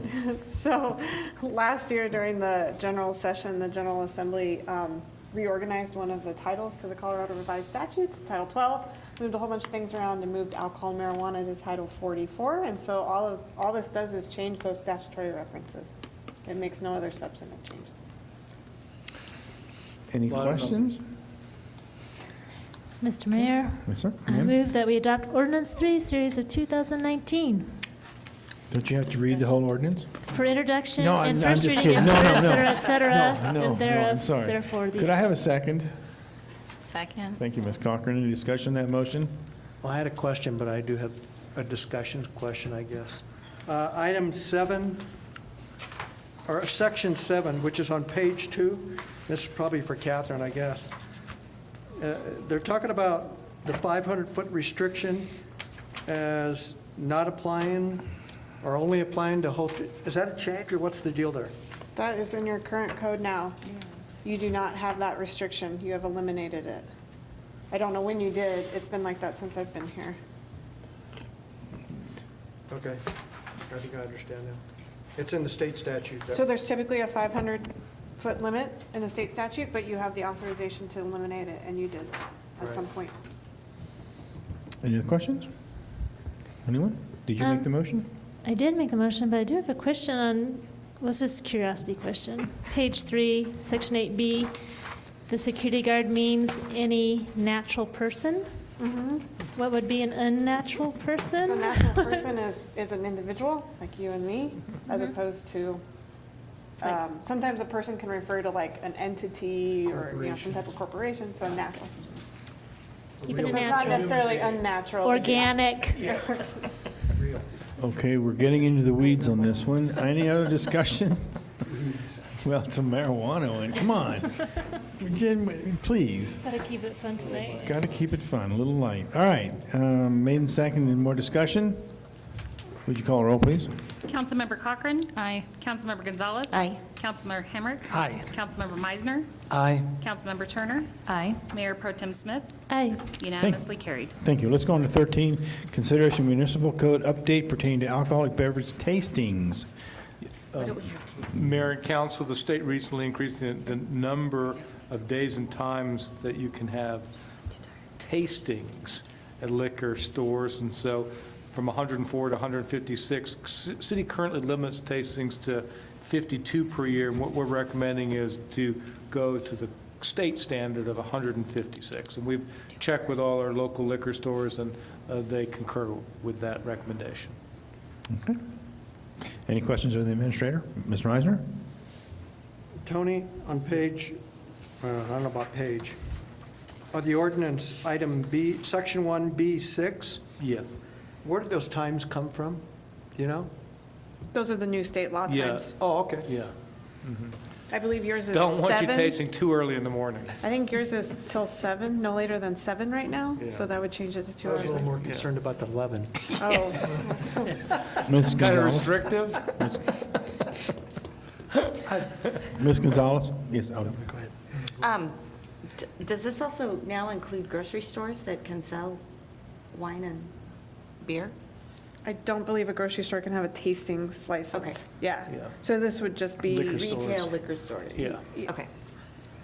Mr. Hamrick? So I'm sure they'll be lobbying for it. Just kind of a technical question, the safety clause, why do we need a safety clause in our ordinances? I mean, I understand that in the state of Colorado, the safety clause is usually put in legislation so that it cannot be overturned by referendum, by public action. So the safety clause, I don't know that to be true, but I would say the safety clause in municipal ordinances is there to provide a basis for the ordinance. So it's a public health, safety, welfare. It's an additional basis for the passage of the ordinance, the reasons why. So. Okay. Thank you. Okay, any other questions? Then I would, Ms. Turner, sorry, I am sorry. Hiding out of your view. Yeah. I also just have a technical question about the third whereas. I think there may be a typo there. Oh, yes, you're right, there is. I meant to mention that. I'm sorry, that should say 5.30.606. So it should mirror the same one that's in section 1. Okay, that actually wasn't my question, but Oh, okay. but I'm glad you noticed that as well. It says that, so it starts, provides that municipalities to provide for stricter limits. No, to. I don't think to makes sense there. Okay. Does the statute provide that municipalities may provide? Yes. For stricter limits? Okay, so I would propose that amendment to take out, strike to, and insert the word may. Okay. Okay, thank you, nice catch. Anyway, I would entertain a motion then, and a second. Mr. Mayor, Ms. Gonzalez? I'll make a motion that we approve the ordinance number 5, series of 2019. Would you like to include my amendment? Oh, with the, yes, I'm sorry. I'm really tired. Me too. With, what was?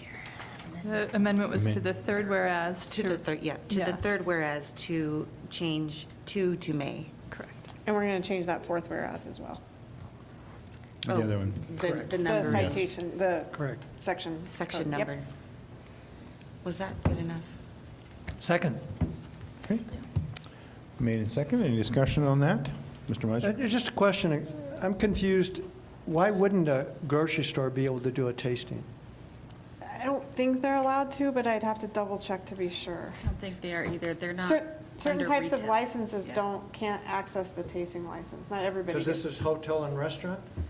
I believe it's retail. this is Retail liquor store. Retail liquor stores. get But that's tastings not li- the one that the grocery stores have. They have the fermented alcohol, what's changing name right now, but fermented liquor, which is not under the tastings menu, or under the tastings Okay. license. Yeah, that's the elimination of 3-2 beer. That's separate. So.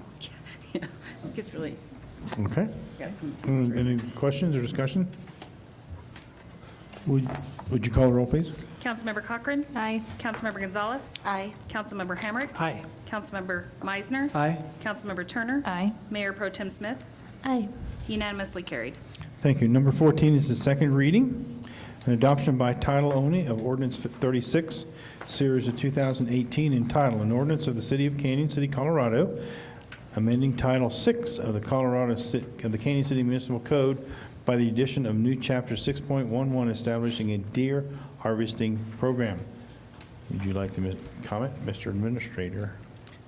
Yes, as you can see from the memo, the Department of Wildlife has indicated there's 5 criteria that they're going to establish. What we want to highlight are the 4 that the city would cover by ordinance to complement and supplement what the Division of Wildlife intends to do. The hunters must shoot from an elevated stand of a minimum 4 feet. I know Councilmember Meisner has indicated to us that we may want to preempt anyone that may have a disability from that requirement. So for your consideration, that they also receive written or verbal permission from a private landowner for hunting and for dressing the kill on the private property. Hunting on private property of less than 1 acre would be prohibited, and targeting or wounding or killing the rare albino series is prohibited, which I've seen twice now. Okay. Any questions of the administrator? Ms. Meisner? I just have a comment. Yep. I received an email, which I probably didn't forward to their clerk, and I apologize. It was from an individual that was concerned about the requirement for an elevated stand and the limitation that that could potentially impose upon an individual that had certain handicaps. Recognizing at least my error on that part, I had suggested that we follow the Division of Wildlife guidelines. They have specific guidelines that address, what are they, what's Mobility impaired hunters. mobility impaired hunters. They have specific, is it a specific license? It is a specific license, yes. So to address that, I would recommend that we, in the first item, that we, of the ordinance, that we mention that they would have to shoot from an elevated stand unless they, I have some language to suggest if she you'd like. has some language, so I'll leave it up to her. Except for hunters who are eligible for a mobility impaired hunting license pursuant to the Colorado Parks and Wildlife regulations. There you go. And that would take care of that situation in terms of, they wouldn't have the elevated stand. Okay, any questions? Any questions then from the administrator or attorney? No. Ms. Turner? I wonder, have we ever gotten any indication from Wildlife on how many licenses they're going to increase for this area? Yeah, they haven't made a final determination because of their field biologist was still analyzing it, but they said the maximum would be 60, so I'm guessing maybe about 40. Well, I was going to follow up with them, see where they are in that, but we think that's probably the range they're probably going to come up with, right around in the 40 range. Additional or total? Total. Total. And relative to Tony's question, it is my understanding that item 4 on the introductory page mentions that they will increase the number of deer licenses in Game Unit 581 and Game Unit 69. It is my understanding that those increased numbers would not be for that entire game, but for this special hunt area. Yeah.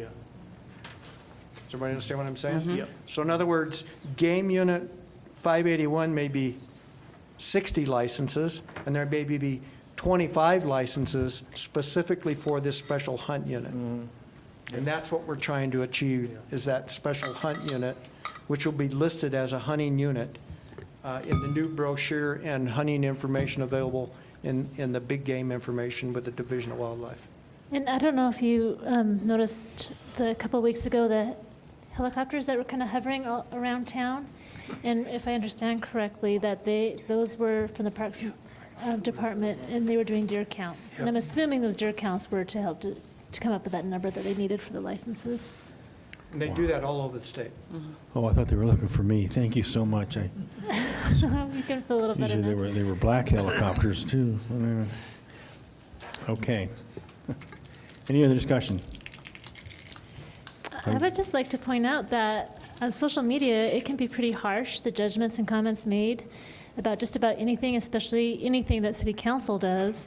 But surprisingly, the deer hunt, which I thought would be extremely controversial, seemed to be considerably well received. My assumption is because the city council is protecting our albino deer is really a huge hit for making sure that he's taken care of. Okay.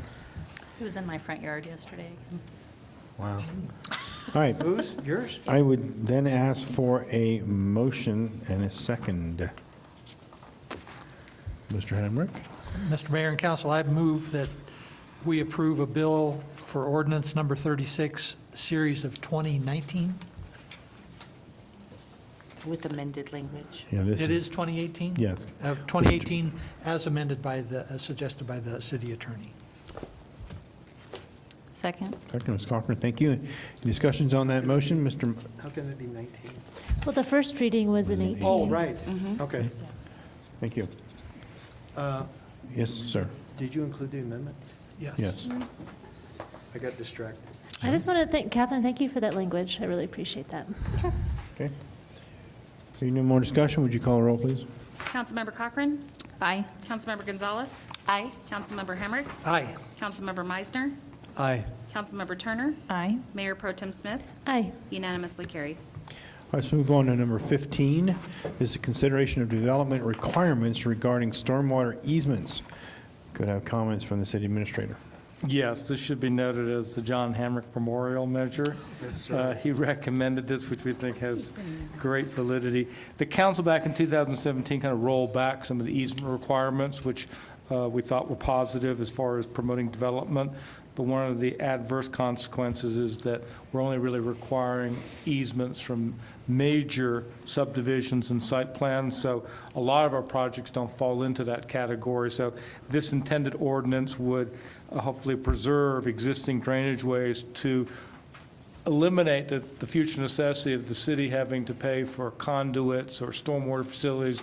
Part of this $8 million we just had a discussion about, and really apply to the building code project. So if it's a single-family home, for example, or even a small business, if there was a natural drainage way on the property, we'd be able to secure an easement and therefore maintain the natural flow of water, not have to go back in there and create man-made structures to improve water flow. So we really appreciate the common sense that Councilmember Hamrick has brought to this issue and save the citizens in the future a lot of money. Okay, where do we go from here? Does this require a motion, or are we just having a discussion? Recommended action. Where does it say that? Second page.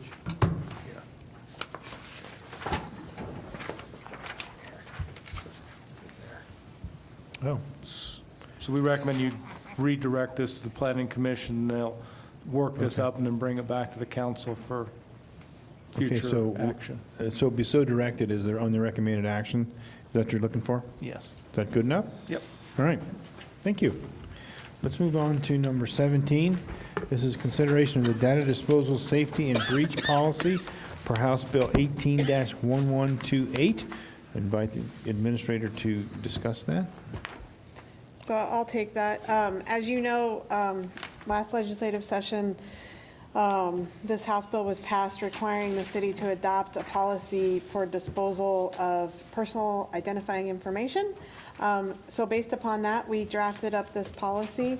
I believe you've seen it already. We've had some comments from Councilmember Hamrick, which we've made, and this copy includes. So I'm happy to answer any questions.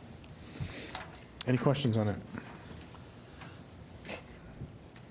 We're going to have a coffee tasting over here from Mayor Pro Tem. Any questions, Mr. Hamrick? So not so much directly on the policy, but does the city have backup? Do we have systems in place to prevent breaches? And are we going to have to hand in our laptops to have updated antivirus software installed? Question. I'll follow up with the IT department on that.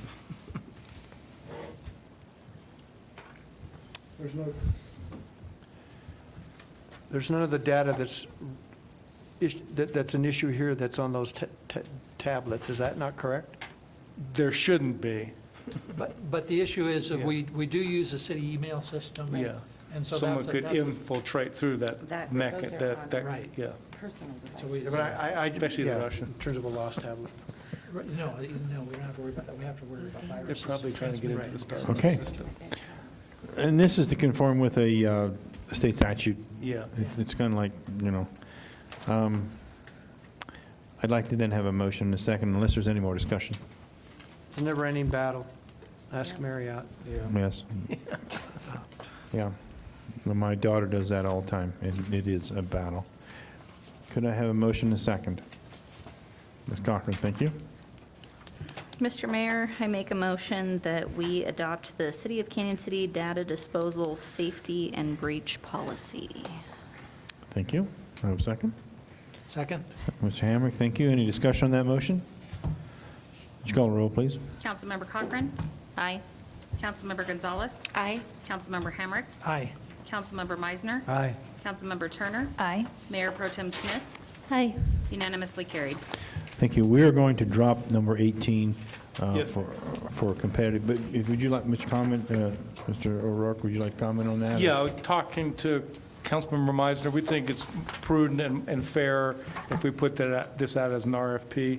It was done in a more casual manner, and we think we'll get a better response and give you more transparency, because this is an important upgrade to our website, and most importantly, we're trying to acquire a mobile application, so those are not inexpensive, but we think the process will be worth it. Okay, thank you. Do you have a report for us, or have you reported? No, are you- I'm tapped out. Are you because it's reporting out? halftime, You're and I not- figure if I get home, I'll get to the beginning of the third quarter. So you're not going to give us a taste of your report? No. Okay. At this time, then, we are adjourned.